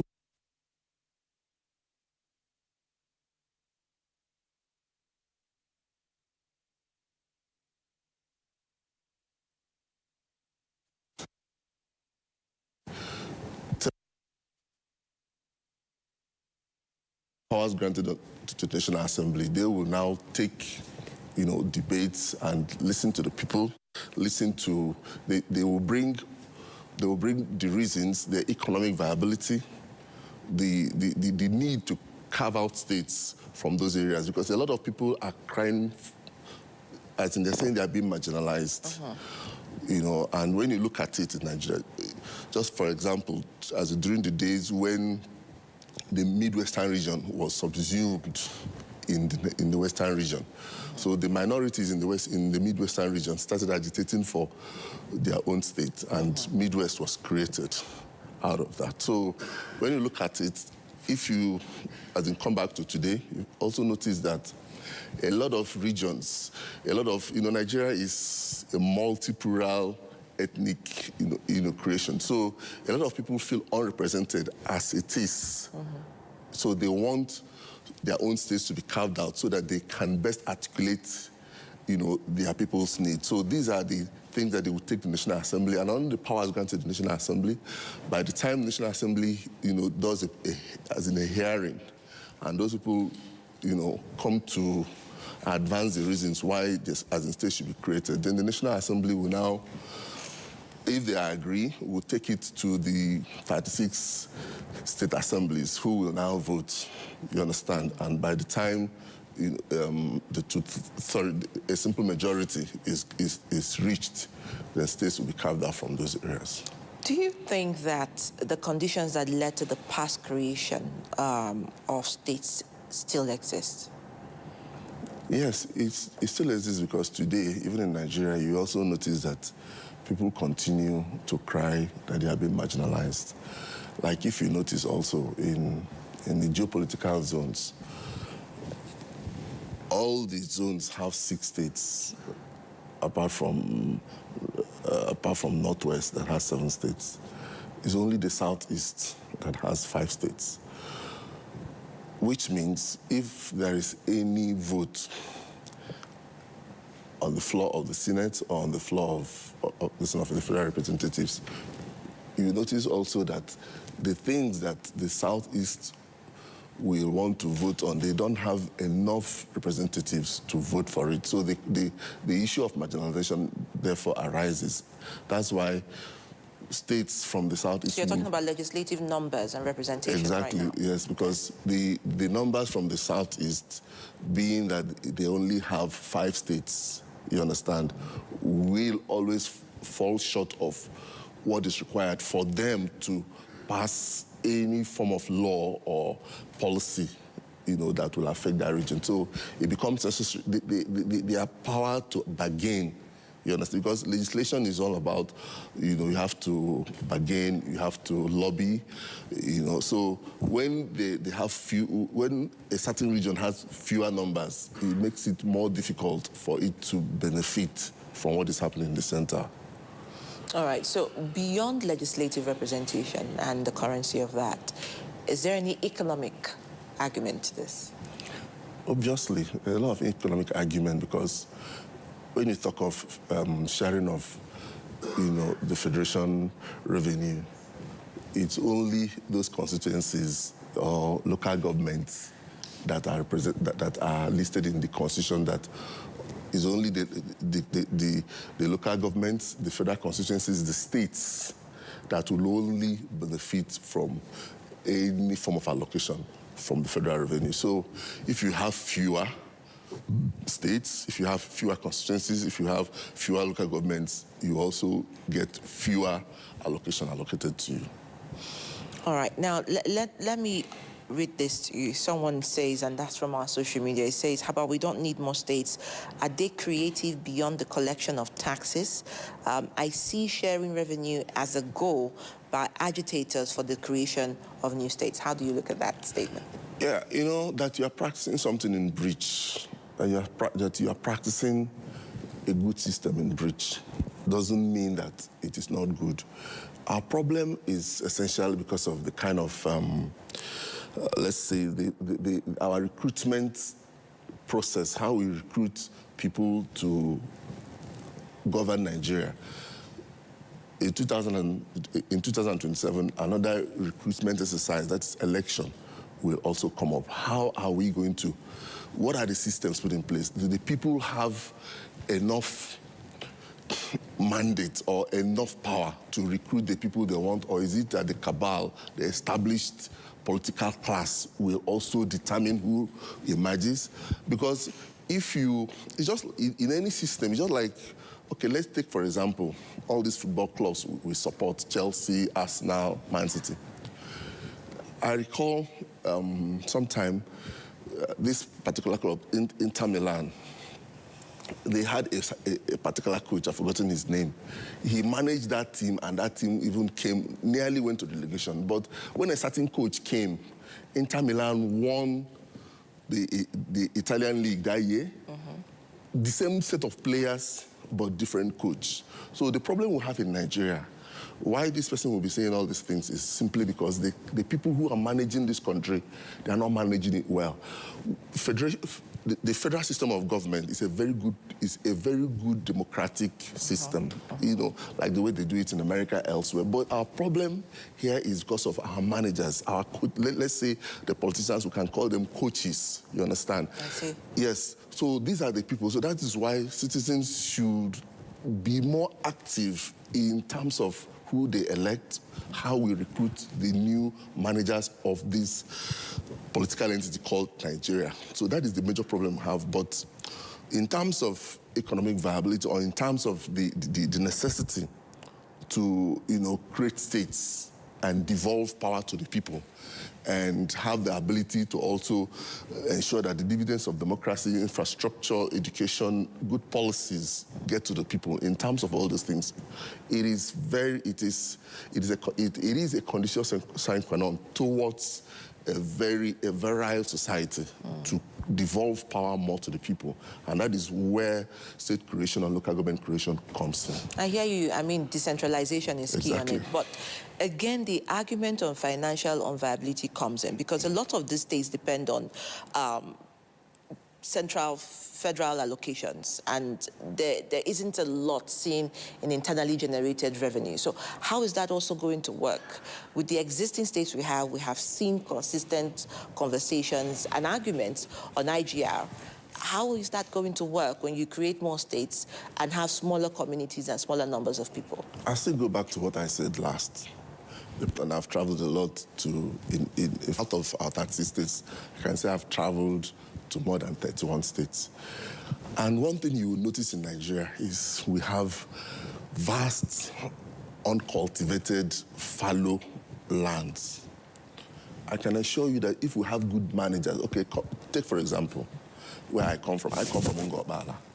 There's an area in Ngobala called Imeriewe. From Imeriewe down to Umekune to Orisheze, down to River State, I can assure you that we can get more than 20,000 hectares. And this area is more or less lying fallow. Do you know that if we have good managers, forget about what you get from the Federation account. You can, okay, for example, they always say that you grow rice in the north. I pioneered growing rice in this local government area.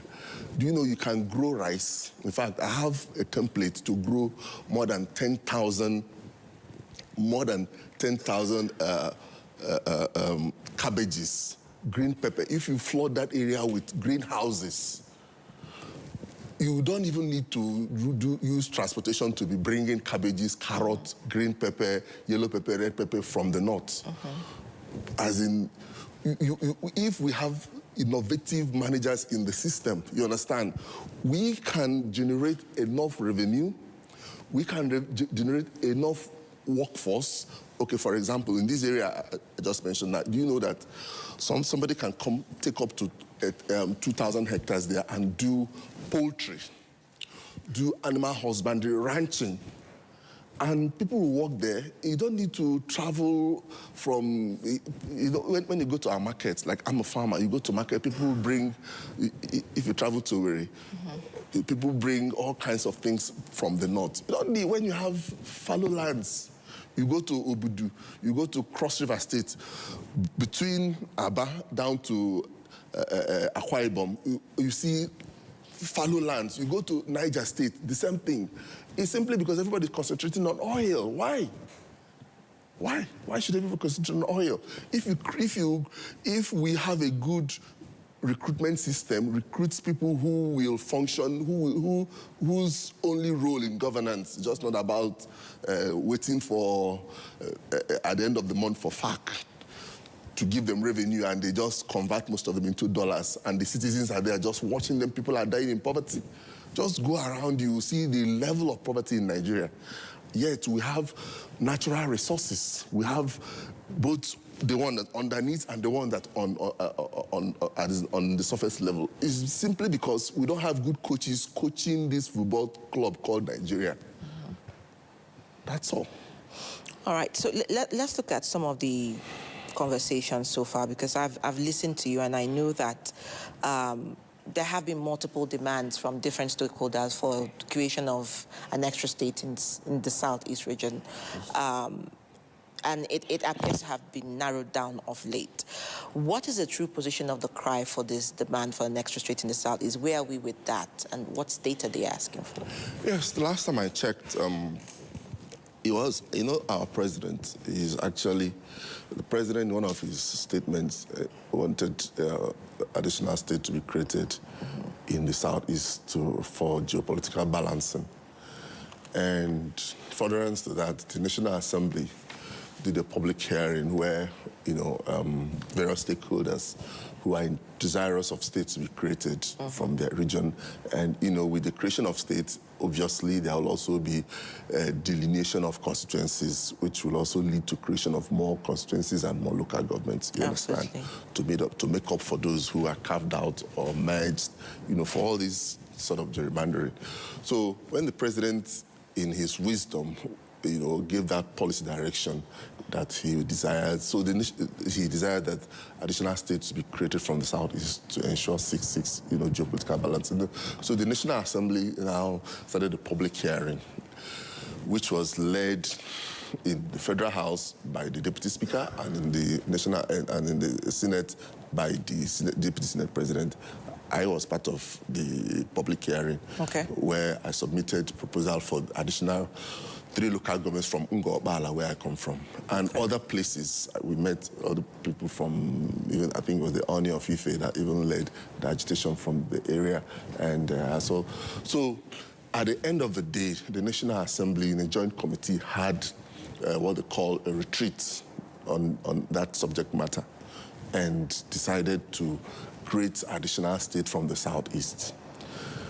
Then when they decided to create the additional state from the Southeast Caucus of the National Assembly now voted, you understand, to create a particular state called, a state called Anim State. So that is where we are now. But all other people have been agitating. But this is the official process that has really taken place up to now. So maybe when they reconvene, they can further the legislative process towards the creation of this state that has been ceded to the Southeast. It's good you explained that, because we've had Anyoma State, we've had Anim State, we've had differently. Now, in carving out this state, how will they be able to build consensus, and what area of states and boundaries of those states will this Anim State come out from? Yes, from what I saw, the Anim State is made up of local governments, I think 13 local governments, some from Imo State, from Anambra State. So, which means the balance of the other states, maybe there will be additional creation of local governments in order to make up for that shortfall. So, but this Anim State will be carved out from 2 states. I know there's other agitations, but the essential thing that the National Assembly, like I said earlier, debated and resolved was to create additional state from Southeast for this geopolitical balance. And so now that they have concluded this, that it behoves on the committee to report back to the National Assembly either as a joint session or in their individual chambers for them to now harmonize. And then they will now vote on it because it's part of the constitution. And then they will now have to vote on it. And if the majority carries it, that is to say, if it is resolved, then and it comes out as a bill to amend the constitution, then they will now take it and transmit it to the various state assemblies for them to do their own concurrent, or for them to also to carry out the constitutional provision towards it. But I know that sometime last year, the Deputy Speaker, Benjamin Kalu, met with the state governors under the aegis of the Nigerian Governors Forum and notified them of this resolution, you understand? So that because the governors, the way we practice our own democracy, the governors have determining leverage on their state assemblies. Most of the state assemblies are not autonomous in terms of deciding what they want to do. So the National Assembly, led by I think Benjamin Kalu and the Deputy Speaker, informed the governors of the legislative processes they have taken so far, so that by the time they transmit this bill to the state assembly, so that you have a stuff line. I think that was a very proactive, intelligent way to go about it. Okay, so let's look at the optics because of time now, and some of the arguments laid. First, the Joint Committee considered a total of 55 requests for the creation of new states, 2 boundary adjustments, and the creation of 278 local governments.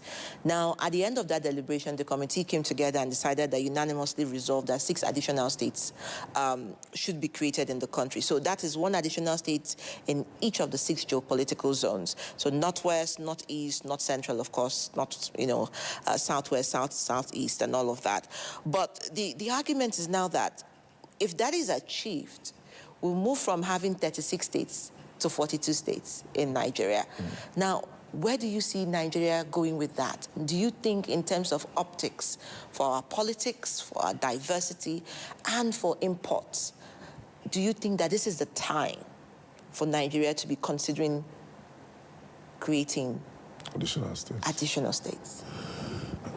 Thank you. Well, if you peer review other countries, the United States with about 350 residents has 50 states. Nigeria is nearing 300 million because since 10 years now, we've been talking about Nigeria, 200 million. So now it's nearing 250, 300, and we are only in 36 states. And I don't think, and Nigeria even has a lot of potential. Just that the way we are being managed undermines our potential. So whether we created more or even less, I keep on hammering that what will determine our viability, what will determine how we make progress or how we catch up. Because I learned that my data is not, I won't be very certain, but I learned that now India has overtaken China. I learned that Nigeria will, in the coming years, Nigeria will even rank among the first 3 countries in terms of numbers, you understand? So it means that if they create more states, they are being proactive to cater for this population explosion. So creating additional states and creating additional local governments, I think is what we should leverage on. What the institutional correction we should do as a country is to ensure that the people who emerge to govern us will be, take for example, even if you create additional, even as the president has really reined in on both the National Assembly and on the courts to ensure that the money that comes to local governments is being managed by the local government so that the people will hold their elected officers accountable. As we speak, up to today, more than 5 governors are still holding local government funds and just giving them 50 million in most cases. I know of some. up to the fact that our president has insisted. And you recall when the president was the governor of Lagos State, in his wisdom, he created an additional local LCDA, local council development areas in Lagos State, which became a legal issue between him and the then president Obasanjo. So our president believes in devolving power to the masses. So, but the problem is not essentially how large or how numerous. Yes, again, because that's the argument a lot of people are saying, because there is the issue of identity politics, polarizing factors like tribalism, religious bigotry, amongst others. And people say, even if you create, more states, will all of those things go away overnight? And that's the question that a lot of people think should be answered. But I think I'll let you go on this note. Thank you so much for joining us, and it's been great talking to you.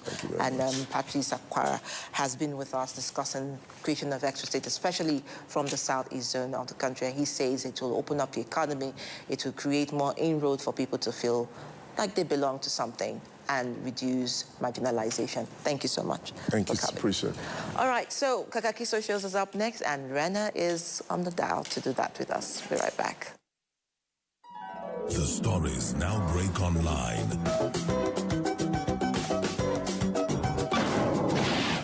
Don't miss anything from our real-time updates and exclusive content. Follow and participate in discussions on live TV studio programs to shape the narratives. Subscribe, engage, and share from AIT.live at AIT_online on X, AIT Online on Facebook, Official AIT Live on Instagram, TikTok, and Threads on YouTube.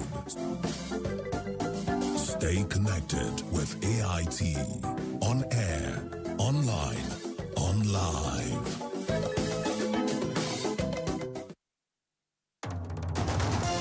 Focus Nigeria. It's a huge task, but we take it on. The National Assembly is not doing hearing on insecurity in Nigeria. It is America that is doing hearing on insecurity in Nigeria. Monday to Friday on Focus Nigeria, we identify the nagging issues. So people put people in poverty deliberately, deliberate misplacement of priorities, and brought people on their knees to suffer. We seek answers to the tough challenges. And because of for the former president, what I know is that he has not turned his membership card. He has not been attending your meeting. Leave that to us to deal. There's no shying away from the issues. The system is held accountable. The leaders are accountable for the funds, for the resources that they manage. No sitting on the fence. The same thing that made you live where you are may confront you. Focus Nigeria, 10 a.m., Monday to Friday on AIT.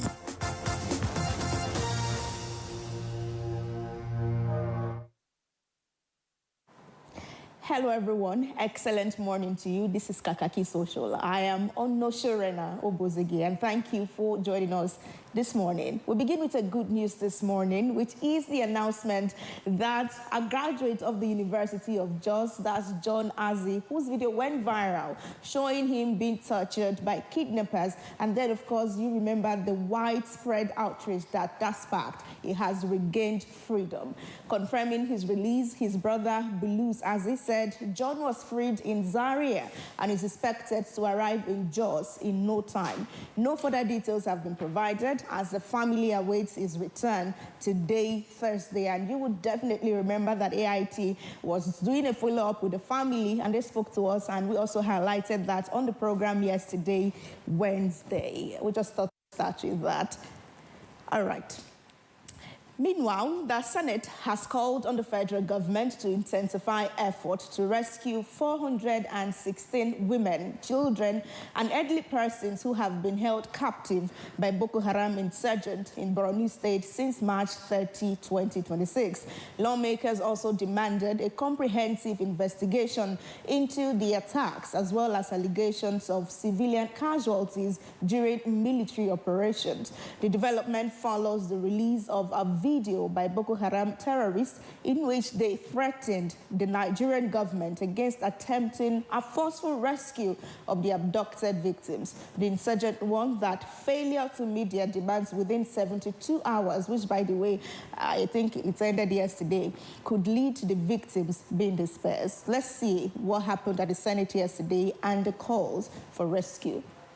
We are aware In my local government, 416 women, children, and elderly, as I speak to you, are in captivity with the Boko Haram. Yesterday, or day before yesterday, they issued a threat that if nothing is being done, that they will disperse them and will never find them again. So we still call on this National Assembly, the presidency, to take action so that this particular issue will be addressed. Mr. President, we cannot continue to think because we are in Abuja and therefore this thing does not affect us. It has affected us. Finally, sir, since you say we are running out of time, one of the things that we must do, and I want us to take this in very, very serious, is either to suspend all political activities across this country or look at the frontline states of Borno, of Plateau, of Bauchi, of Benue, of Niger, of Sokoto, of Kebbi, and part of Kano, and suspend all political activities. All right, let's see what you make. Calling for suspension of political activities across the state that he mentioned. Blue Bridge Club says, all right, this is no longer just about religion. Some top government officials are involved in this. For example, they know the funds are available, and since you didn't include us among those sharing the money, this is the only way we can claim our share. Putting a quote right there, Blue Bridge. Woody says Senator Udume is absolutely right. The Nigerian military's chronic lack of adequate equipment has caused years of unnecessary delays in crushing Boko Haram, and urgent action is needed now to rescue those 415 abducted citizens. OPGiri says this is the oldest excuse in the history of power. The military had no equipment, the government had no funds, the system had no structure, but somehow the contracts were signed, the budget were approved, and the allocations were collected.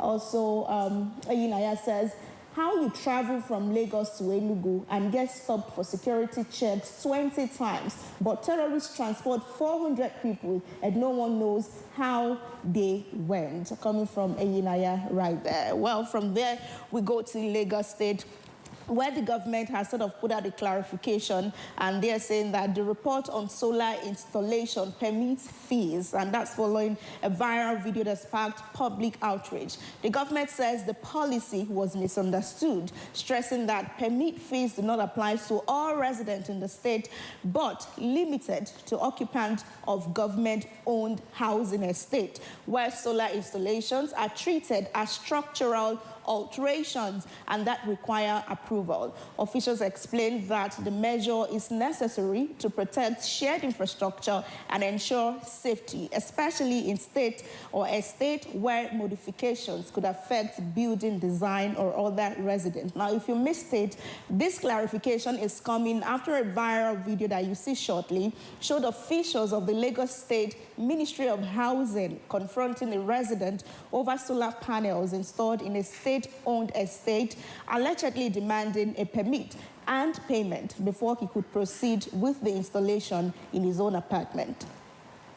Ẹjọ́, Lagos State, tẹ́ bá mọ àwọn people yẹn ẹjọ́, wọ́n ní àtúnṣe solar ń pa máa gbàwé fún solar. Ẹ wò wọ́n o, mi mọ bí tó ti wá o.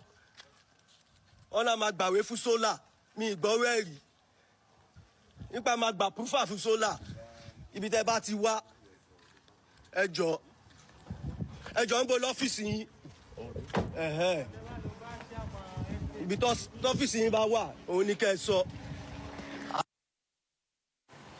All right, so that was a video that went viral, and that's what they're reacting to. But let's now see how you're reacting to this. Adebola Adeboye says, so what's your drive? Are you dreaming of charging struggling Nigerians levies for installing solar panels on their roofs when the whole country is yet to boast of 10 kilometer megawatt for a 230 population, where Egypt of half Nigeria's population is yet adding up on their current 29 km. It says also another reaction, Solomon, this is ridiculous. The same government that cannot provide reliable electricity is now charging people an administrative fee for installing solar panels in social housing. People are forced to find alternatives because of constant blackout, yet they still want to tax them for it. Instead of fixing power supply, they are penalizing those trying to solve the problem themselves. And yes, another story, Oluwasegun says, imagine the level of wickedness. You didn't provide stable electricity for your people. They tried to get one for themselves, and you have the gut to charge them for installation. Now they claim this nonsense is only for those living in Lagos State government-owned houses. The question is, were those houses given to them for free? How I wish Nigerians could put aside all forms of sentiment and collectively vote these guys out in the coming election. Well, that's the whole essence of elections in the first place. And yeah, the Minister of Power, Adebayo Adelabu, has resigned from office to pursue his political ambition of contesting the forthcoming governorship election in Oyo State. Before formally submitting his resignation, Adelabu met with the Secretary to the Government of the Federation, SGF, on Wednesday in Abuja, where he conveyed his decision and outlined plans for a smooth transition in the power sector. In a resignation letter and addressed to the President, Bola Tinubu, Adelabu said his exit would take effect on April 30, 2026.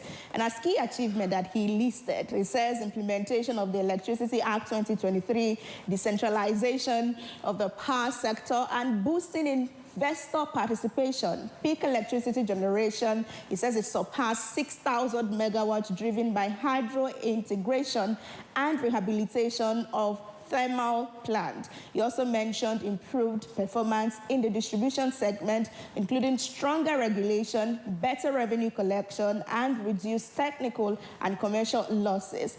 Power sector revenue, according to him, it grew from 1 trillion naira in 2023 to 2.3 trillion naira in 2025 last year. And he's also making some recommendations, and they include recapitalize electricity distribution companies to improve efficiency. And he's also saying that there needs to be an establishment of a coordinating minister for energy to harmonize policies across power, gas, water resources, and environmental sectors. That's Adelabu right there. He would leave office, according to his letter, on April 30. This is, says, well done, Bars, 100%. You've withstand heat and pressure when the temperature is at the highest level ever. It's time to turn defensive into attack politically and in good governance for we, the good people of Oyo State. And then it says, Oyo Ti, Bayo Day, inshallah. Okay, looks like a prayer. Nature says, Bayo Adelabu, now former Minister of Darkness. Sorry, Pa. Wish you the exact growth you added to Nigeria. May you reap what you sowed for Nigeria, Ireo. Another thought also, Yusuf Amali says, with Adelabu's performance as Minister of Power, he doesn't deserve to be elected as governor of any state. We know power sector has generational problems, but what he did do to address some of the problems, well, we listened to his achievements right there. The process says a failed minister wants to run to become a failed governor. I don't care for Nigeria. Okay. For Kachi, it says as in that you failed here and you are going to a bigger office. Kachi says as in the audacity. After crippling the power sector and the usual Nigeria, he would win the Oyo State election and nothing will happen. We celebrate mediocrity in this country. What a shame, in capital letter.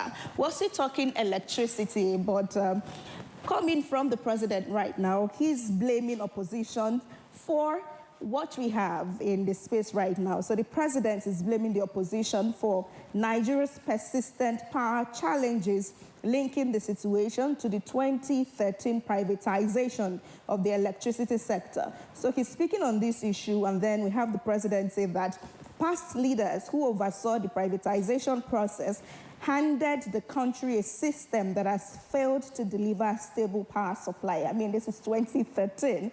So he's accused the opposition of leaving Nigerians in darkness, but he says his administration is working to rebuild the sector and improve electricity access.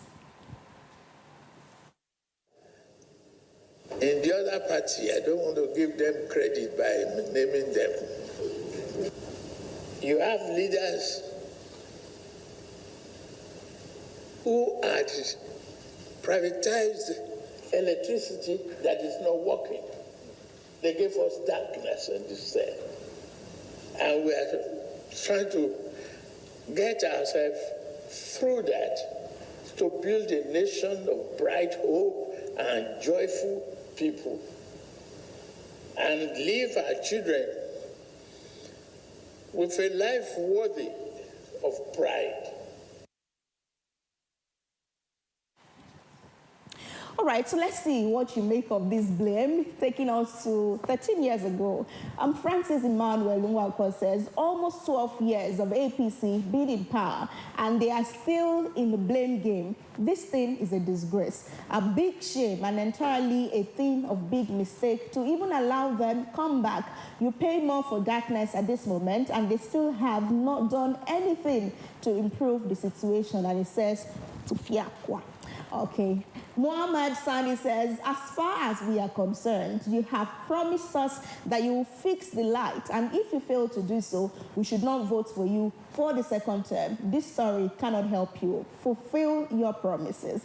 And yes, in reaction to that, another user then brought us back to the campaign season, and when he said, if I do not provide electricity for you, do not vote me for a second term if I come back. And this is the Nation, Daily Trust, Vanguard, Punch, Daily Sun, This Day, and of course a host of other papers, even on television and on blogs as well. We had this. So it's just reminding us that this is what Tinubu said that time. So it's not time to go back to 2013 to say that's the problem that we are facing now. Let's see more reactions to this. Bulama Adamu says, destruction is easy, but solutions and fixing isn't as easy as people thought. Tinubu is doing his best to fix electricity so that we leave darkness forever. Yeah, he says so. We're looking forward to that. For Abe, he says Tinubu blaming 2013 privatization for darkness.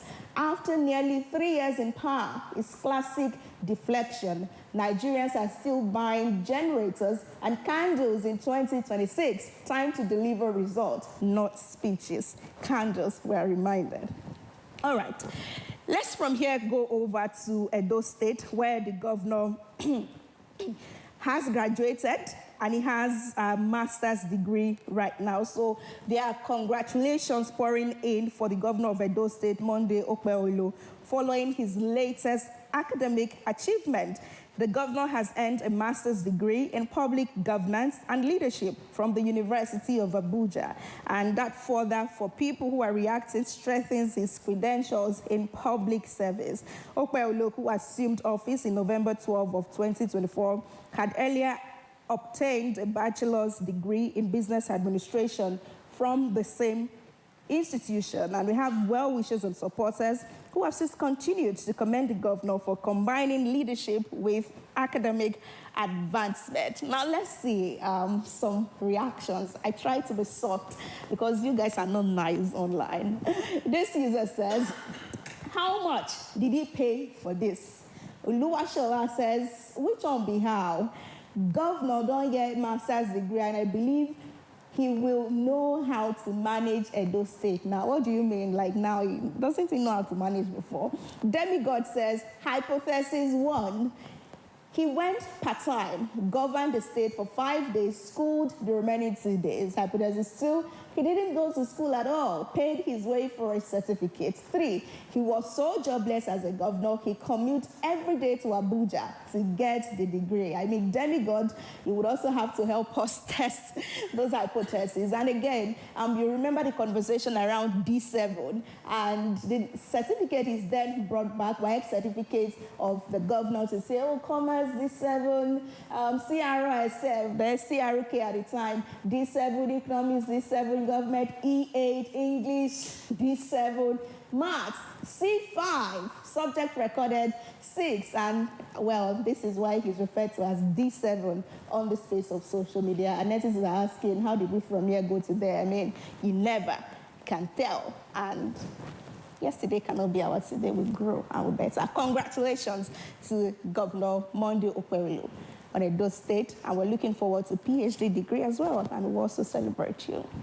Away from that, we have Cross River State government that has identified and isolated 10 more persons showing symptoms of COVID-19 in the state. The 10 persons were in contact with the Chinese national that reimported the virus into Nigeria. Health officials disclosed that the affected persons have been isolated and their movement restricted as part of efforts to contain transmission. The state also says contact tracing has been intensified in affected areas, particularly in Akamkpa local government area, where the index case is linked. Now, despite the development, officials are insisting that there is no cause for panic, assuring residents that response mechanisms have been activated to prevent an outbreak. COVID-19, is this going to be COVID-26 or COVID-26, as we had COVID-19 during Buhari's region? Let's see what your thoughts are to this. Isiaka, digital creator, says, this coronavirus scam is dead on arrival because it's a scam. I doubt there is anywhere in the world where coronavirus, aka COVID-19, is still being recorded. I just hope it's not audio victims. I just hope this is not another means the ruling class wants to deploy to shift the coming election. No lockdown will be tolerated or accepted. Nigerians are already going through a lot. Also, in reaction, Ose Ejima says, planning for a lockdown that will last for 1 year so that there will be no election. A wife says, politicians must find ways to loot for the upcoming elections. So Mr. Mali Flash says, this headline caption certainly reminded me of an Hausa proverb that said, help me read it to yourself, but let's go to the translation. So the meaning of that, it says, we are still there, please. We're still there. If you could see the meaning of that, yeah, thank you. So the meaning of this is, why you are getting there is, it is a plan to siphon contingent money budgeted for eventualities, according to Mr. Mali Flash. Then we can proceed now. Debo says, COVID never stopped, or did it disappear from the pandemic? After the pandemic, it's still everywhere, even in advanced countries. Everyone has now learned to live with it. Once you get it, manage the symptoms and self-isolate. If no other underlying disease, you should be fine in no time. So these are your thoughts as regards the 11 cases now that we've recorded in Cross River State, COVID-19 or COVID-26. Let's see what name it we have, and we hope that that's the height of it this year, 2026. Thank you, everyone, for being a part of Kakaaki Social this morning. I am Rena Obio on the space of social media. We can always talk, as I say, before we see the next day on TV. Be good. I'll see you again tomorrow.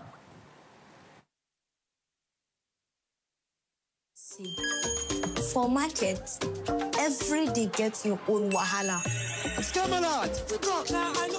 Sometimes people go on scam you. But Baba say, no be by gra. You must cool down, dey sharp. Because with OPay payment, your money go enter sharp, no story. But inside market, anything fit happen. One day, we no see phone again. My Baba remember OPay USSD lock, that's a 955*131#. Baba press and lock account. From market woman to driver, from small boy to big man. Now OPay, they protect people like us. My Baba fit sell, press phone, collect POS, and still they teach me price. And when they don't tire, go just tap OPay night guard. We no fear for this our life. Now OPay be the people payment shield. The stories now break online.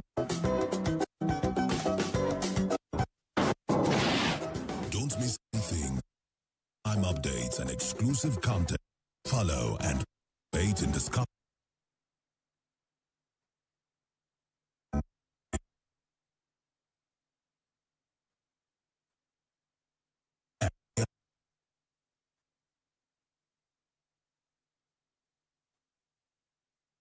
On Instagram, TikTok, and Threads on YouTube. Stay connected with IT. On air, online, on live. In the hallowed chambers where laws are forged and a nation's destiny is decided. This is your parliamentary program, Inside the Parliament on AIT. Voices rise, opinions clash, debates ignite. We cannot be apologetic in the discharge of our constitutional duties as lawmakers of the Federal Republic of Nigeria. The burden of proving that the elections have been conducted peacefully and in accordance with law must shift to INEC. From the Senate to the House of Representatives, this is where policies are tested, laws are crafted, and authority is held to account. We spoke to some lawmakers on their opinions of the document presented by the president. Every motion, every argument carries the hopes of millions. We need more hospitals, more health clinics in communities so that they can effectively take care of the primary health need of our people. The questions are tough. The exchanges are intense. Mr. President, you can have your way, but I will have my say. You can use the gavel, and I will use my voice. And those who want the proviso are 55 in number. And so the proviso says, but who truly stands for the people? Who is driving the change that defines our tomorrow? Let us tell ourselves the truth. Why are we here talking about LGBT, GTBT, whatever? Get the answers on Where Nigeria Decides on Inside the Parliament on AIT every Tuesday, 4:30 p.m.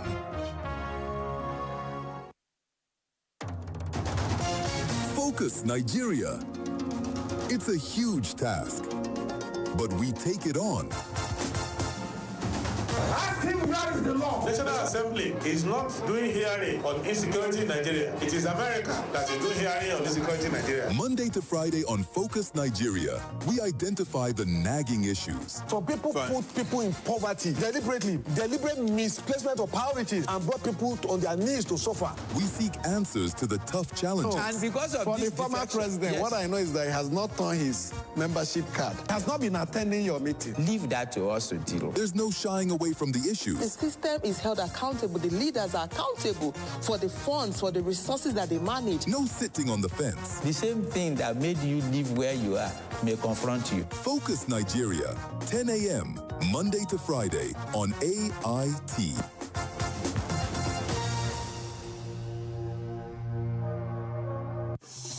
The issues as they break. The multitude, the political figures, the state and non-state actors. There is a serious threat to democracy. And our government seem to be incapable of protecting. The scheming. This is not a period we should say bow and go. Every part of this country is equal. The intrigues. There can be no one person that is bigger than the party. Deft moves and the momentous declaration. We didn't get any protection. I'm not particularly against anybody. We track and capture them all. I don't believe in godfatherism in politics. Follow in-depth analysis and no-holds-barred interviews. Armed forces of the country is well capable. They need the political will. Are they just waking up from sleep? Is there complacency? Feel the pulse of happenings in the political arena on AIT Democracy Today. Widely acclaimed authority on politics. Monday to Friday, 7 p.m. Nigerian time.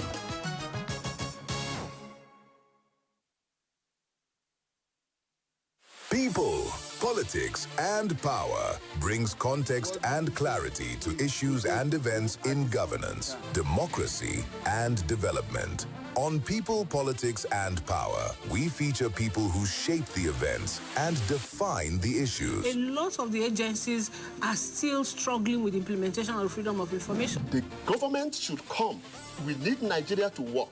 We examine the interplay and interaction of politics with power and their impact on policies and the people. It's about getting the system to deliver the kind of electoral outcome that people will be happy with. People, politics, and power with Imoni Amarere. Will low-performing agencies be held to account?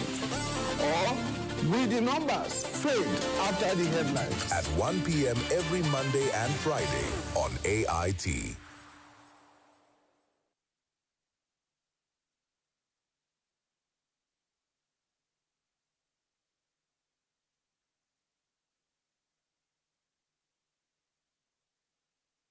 We would want to first of all refresh your mind. Earlier on, we did take a special report on insecurity from the place where the Senate sat and had a conversation with it. Here's the report.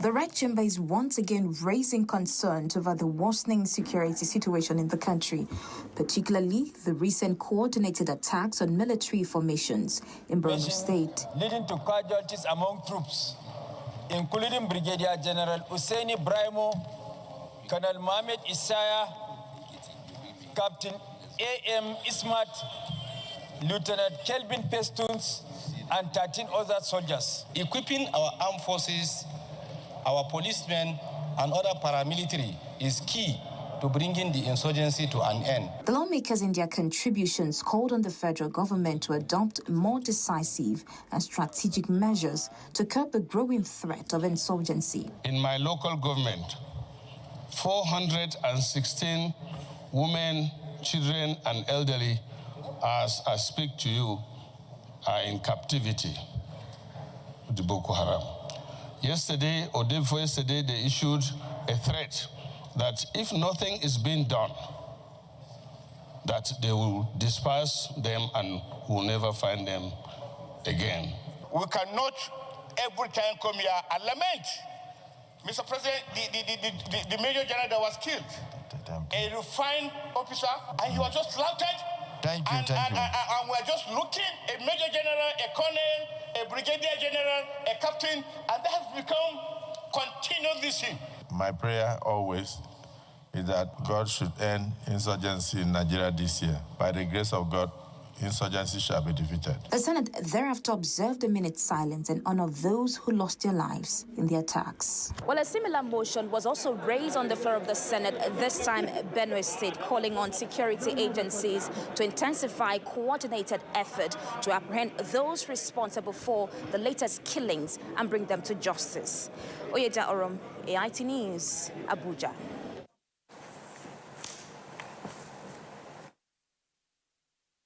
Walkie-talkie devices capable of intercepting communications used by kidnappers and bandits. Police sources say the device is not just an ordinary communication tool, but a strategic piece of equipment used to monitor, intercept, and possibly disrupt communications. 60 tons of railway tracks valued at 400 million naira. 10 stolen vehicles, 9 firearms, including AK-47 rifles, taken off the streets, more than 100 rounds of ammunition, and in a mop-up operation, a mobile phone retrieved from one of the 18 fleeing suspects. We urge citizens to continue to cooperate with the police as we work collectively to enhance safety and security across the nation. Across multiple states and the FCT, the operations target supply chains and disrupt criminal networks by the 4th Special Tactical Team led by ACP Victor Ogbeyide. Ada Ononye, AIT News, Abuja. In June 2024, the federal government introduced an executive order to eliminate tariffs, VAT, and import duties on pharmaceutical raw materials, equipment, and machinery to lower production costs and boost local pharmaceutical manufacturing. The aim was to reduce the cost of medicines and encourage local production. But Alex Ikweche in his motion insists that despite this intervention, the cost of medicines keep rising. The House notes that according to the Nigerian Association of Pharmacists, The prices of some common medication have increased by 300 to 500% due to factors including inflation, naira devaluation, import dependency, and supply chain disruptions. The lawmaker noted that the Federal Competition and Consumer Protection Commission in February this year revealed plans to investigate this ugly development, a move he says has yet to yield positive results. Disturbed that Nigeria still imports over 70% of its medicines and active pharmaceutical ingredients, APIs, making the country vulnerable to international price dictates, shocks, delays, and supply disruption. The House mandated relevant committees to ensure compliance with these resolutions. Plenary also saw 4 Kano lawmakers moving from the New Nigeria People's Party to the African Democratic Congress, with Amadou Kabirumbe Palace moving from the People's Democratic Party to the All Progressives Congress. This decision to resign from PDP is principally due to the irreconcilable differences that culminated in the formation of different factions, which eventually eroded the unity and cohesiveness of the party. The move is in continuation of lawmakers' realignments ahead of the 2027 general election. Ogianave Uduimo, AIT News Abuja. This is not just in Borno. The Red Chamber is once again raising concerns over the worsening security situation in the country, particularly the recent coordinated attacks on military formations in Borno State. Leading to casualties among troops, including Brigadier General Usaini Braimo, Colonel Mohamed Isaya, Captain A.M. Ismat, Lieutenant Kelvin Pestuns, and 13 other soldiers. Equipping our armed forces, our policemen, and other paramilitary is key to bringing the insurgency to an end. The lawmakers in their contributions called on the federal government to adopt more decisive and strategic measures to curb the growing threat of insurgency. In my local government, 416 women, children, and elderly, as I speak to you, are in captivity with the Boko Haram. Yesterday, or day before yesterday, they issued a threat that if nothing is being done, that they will disperse them and will never find them again. We cannot every time come here and lament. Mr. President, the Major General that was killed. For staying with us just while we're getting on to get into the next conversation while we can have it. Now it's time for us to bring you the state of human rights from that report.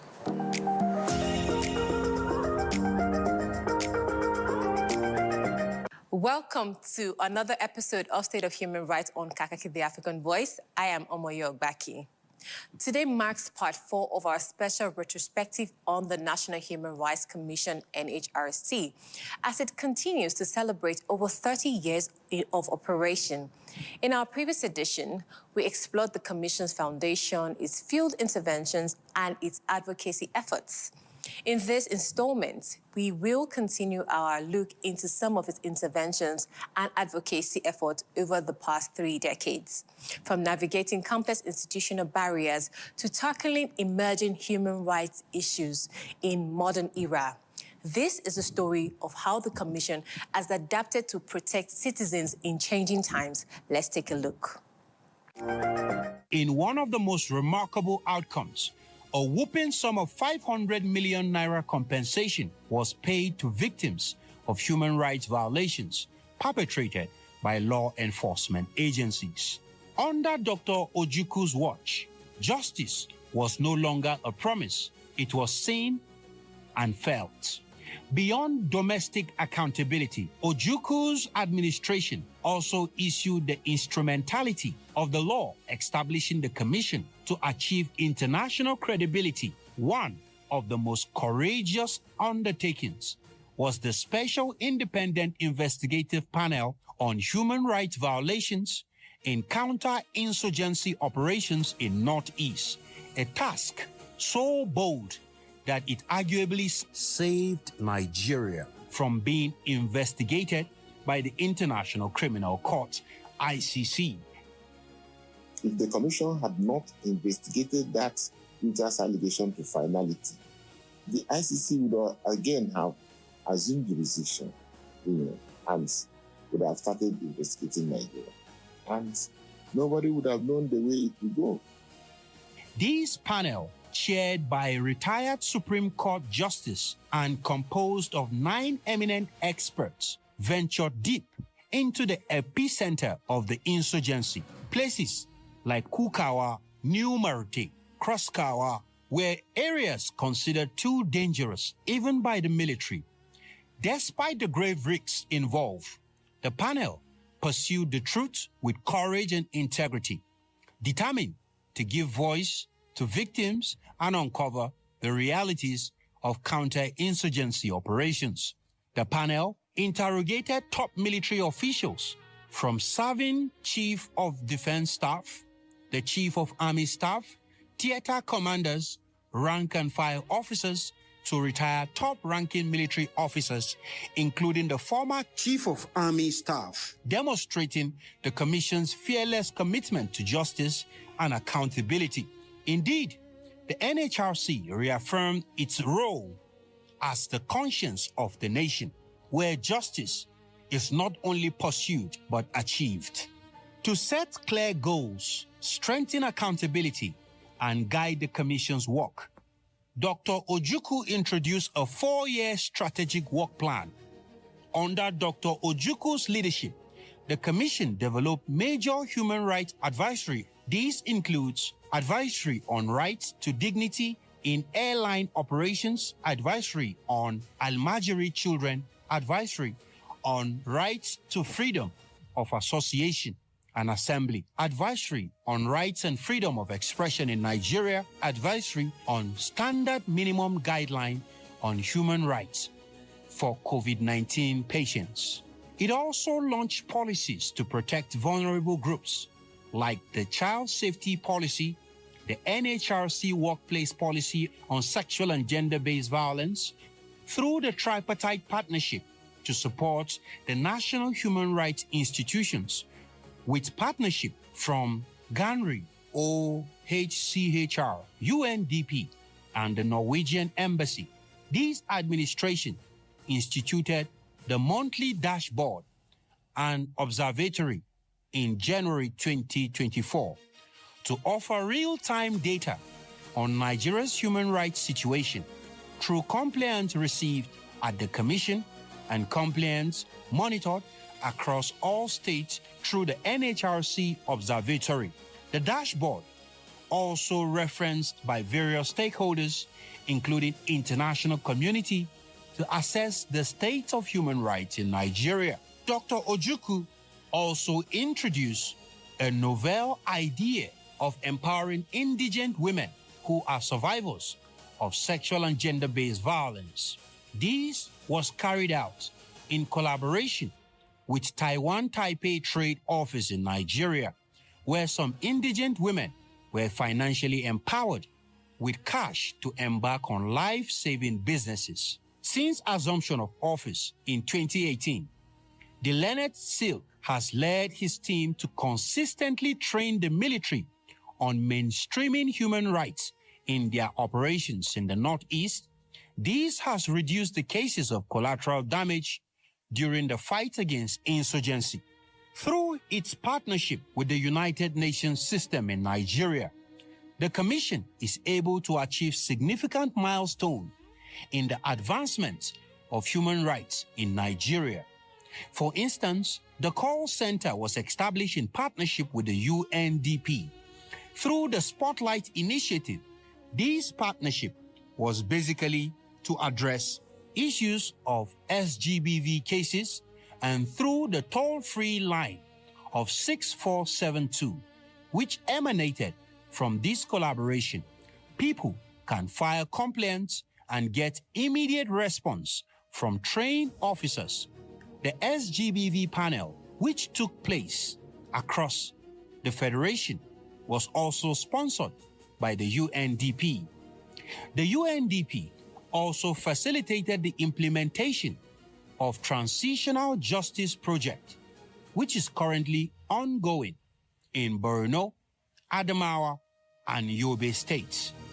Since 2015, the UNHCR has partnered with the Commission to monitor, document the human rights and humanitarian challenges faced by the IDPs and forcibly displaced persons. Ahead of the 2023 elections, there was the MOVE project, supported by the Ford Foundation and Lead Up.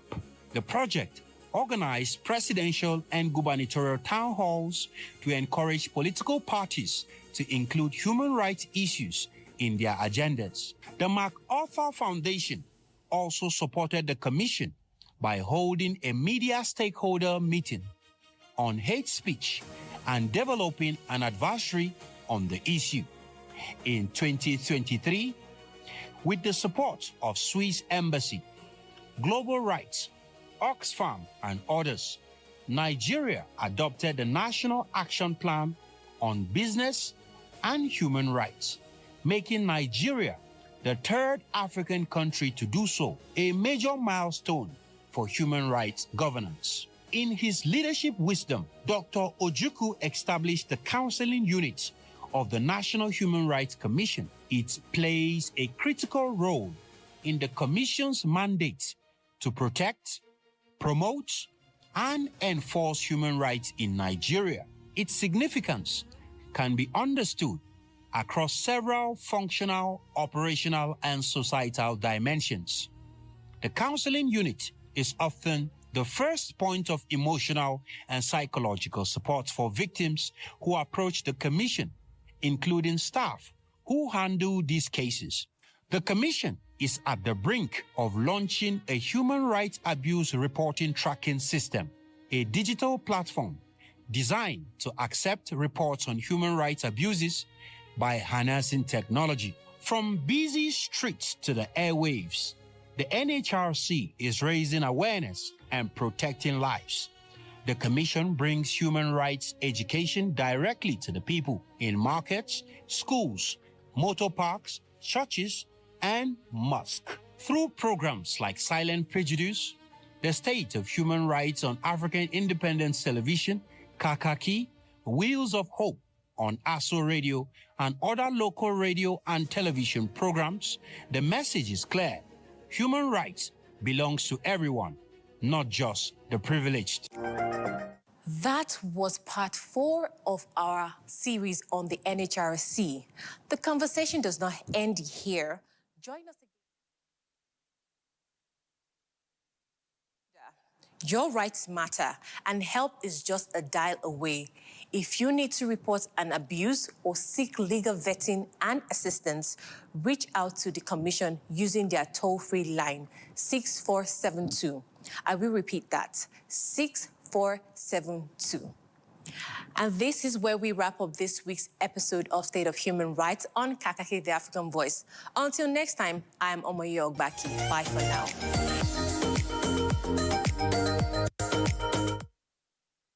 Well, thank you, Moya, for that. I mean, short of saying the Ojukwu era, it sounded like political campaign, but great work there by the National Human Rights Commission. And talking about human rights in Obaninliku, in Betcheva community in Cross River State, the condition and the vice called the money woman has been officially abolished in Cross River State. And what that means is that the practice which involves using young girls to settle family debts through forced marital arrangements have been abolished. And this has been, of course, going on for decades, even quietly recently. But we're happy that there has been some inroads with that. Talking about Cross River State, we did tell you earlier about the rising case of COVID-19 or a resurgence of COVID-19 with 9 cases, as we saw detailed in front some of the headlines on the newspaper. We have Inimsi Tefia, who is joining us, our correspondent from Cross River, to give us some insights on this matter arising and what the situation report is like. Good morning. Good morning, Adora. How are you this morning? I'm great. Great. I would love for you to be great, because with this news of COVID, emerging from Cross River, a lot of people are worried.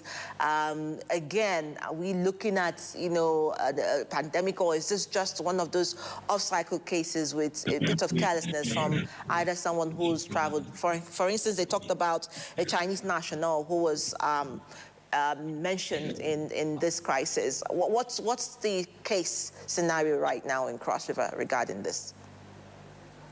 Okay, in Cross River State, the State Ministry of Health has confirmed just one case of COVID-19. That's the Chinese national who came into the country a month ago. It came in through Lagos State. From Lagos State, it got to Cross River. From Cross River, it now got to Akampa, where Lafarge is. So we saw on Daily Trust yesterday that Cross River State has recorded 10 more cases of COVID-19. Yes. It came as a surprise to all of us. So we quickly reached out to the State Commissioner for Health, who sent a rejoinder this early morning that Cross River State has recorded only one case of COVID-19. I think this is just something that, I don't know, people just, hook up, to create fear, to create panic in the minds of people, to just make things look heated and out of proportion. But Cross River State officially has recorded only one case of COVID-19 as of today. All right, so because it's frightening when we see newspapers carry that as a headline story because, when a newspaper or, a news outlet says 9 cases, of COVID-19 found in the state, it's bound to be believable because it's coming from the media. So, how do you contain the conversation from the state through the Ministry of Health? What is their engagement with the media to really be up to speed with these crises? Perhaps not so much as so. When this Chinese national came, he was treating himself alone at home, and until he got out of hand, and then he was rushed to the hospital. So immediately it was confirmed, the NCDC, that's what the State Ministry of Health is working with, because they're not working in isolation. They have to work with all the relevant authorities. So once this case was confirmed, the State Commissioner for Health quickly called all the, media organizations in the state and held a press briefing and got everybody up to speed with what's going on so that we can help, create awareness, let the citizens know what's happening. So this 10 cases of COVID-19, it wasn't from the State Commissioner. It wasn't even from the state epidemiologist, because I spoke with her on telephone yesterday. She told us that they were having a meeting to see how, they can ensure that all the people that the Chinese national got in contact with have been traced and everybody's been tested. They're giving them 14 days to ensure that those that he has come in contact with, because he was treating it at home as, cold, as normal malaria, something like that everybody's been traced and have been tested to ensure that we don't have more cases of COVID-19. So the 10 new cases that this post or this publication is talking about did not originate from the State Ministry of Health. So the State Ministry of Health is actually working with the media. But when you see things like that, and just from one media outlet, then you know that something is up and it's not good. Okay, so, I've heard about you talking about tracing, but are there any efforts, towards contact tracing since this emerged? Of course. Lafarge is where he works as an expatriate, and it's a very big, company. So he got in contact with few persons there, and these few persons will go back to other colleagues, and these other colleagues and these few persons he got in contact with, they'll go back to their home. So the State Ministry of Health with the NCDC and other relevant organizations, even the WHO, they have ensured that, these people, got in contact with their family members, have been brought to the hospital to ensure that everybody's been tested, the samples been sent to the NCDC to ensure that, we are on top of this and we can contain this, and there's no cause for alarm. So now a lot of people would say that the first point of contact is via entry through the airports, right? So the question would be, do you think that Nigeria has, I mean, this is me asking you, has probably reduced the, efficiency in rigorous checks at the airport? And do you recommend that this should come back? I mean, I've seen a few people wearing masks at the airport, but beyond that, what must be done at points of entry? I'm just going to quote what the state epidemiologist said, Dr. Iyan Ekpeyon. She said, it's not like COVID actually left. It wasn't that serious. Some persons, usually have this cold and all, but the respiratory part of it, the part where somebody finds it hard to breathe, it wasn't really there. So COVID wasn't, gone. And the fact that we relaxed in all the protocols, the testing at the airport and other entry points is something that we shouldn't have done. If this was kept up, despite the fact that we don't have serious cases, I'm not sure that this Chinese national would have even come into the country with something like this without the airport officials, testing and knowing at that point. So right now, since we have a confirmed case of COVID-19 in Cross River State, it's just a wake-up call to everyone, especially people who are at this entry point where foreign nationals or where Nigerians returning from other countries are coming into the country, to ensure that, okay, yes, we put up these measures that were there in 2019, 2020, 2021, even 2022 to ensure that the country is being, protected, citizens are being kept safe. The former administration of President Muhammadu Buhari, did really good to ensure that they contain the spread of COVID-19. It's just a wake-up call to the present administration to keep up the good work and to ensure that citizens are being kept safe. Shout out to all of those who are, still doing the work to ensure that the country is protected. It's just for us to do more. I know we can do it, and we can keep up the good work. All right, now, from the words of Dr. Iyan Ekpeyon, the state epidemiologist, she says, with one single confirmed case, it qualifies as an outbreak, and that is why we immediately activated the Emergency Operations Center, the EOC. But a lot of people are asking, what can citizens themselves do now, beyond the state, status quo? What can citizens begin to do? And not just in Cross River State, across board. The Commissioner for Health said the health authorities are on top of the matter. Citizens do not need to panic, but citizens also need to observe, very strictly all the COVID-19 protocols to keep themselves safe. Yes, the health authorities are doing their part, but it's also, left for the citizens to ensure that their hands are being washed. Organizations where they work, they reactivate all the wash facilities, and when they go back home, they wash their hands. When you touch the surface, you wash your hands. And pharmacies and, small health outlets, to restock nose masks and hand sanitizers. That's just what we can do as citizens on our own part to keep ourselves safe.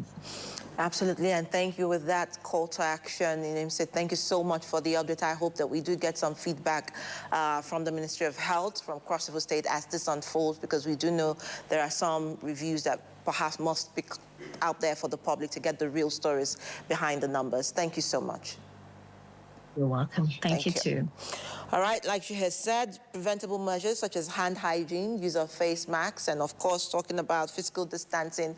Well, she says 10-minute critical. Well, I don't know if we've gotten to that part yet, but all of these measures are important. And if you're traveling, please take care to make sure that you also adhere to these preventive measures. But on that note, I hate to say that I had to leave you, but I love you, but I've got to go. And it's a time where I say goodbye. Thank you for joining us on the show. I'm Adara Sydney Jack, and have a lovely day. Bye-bye.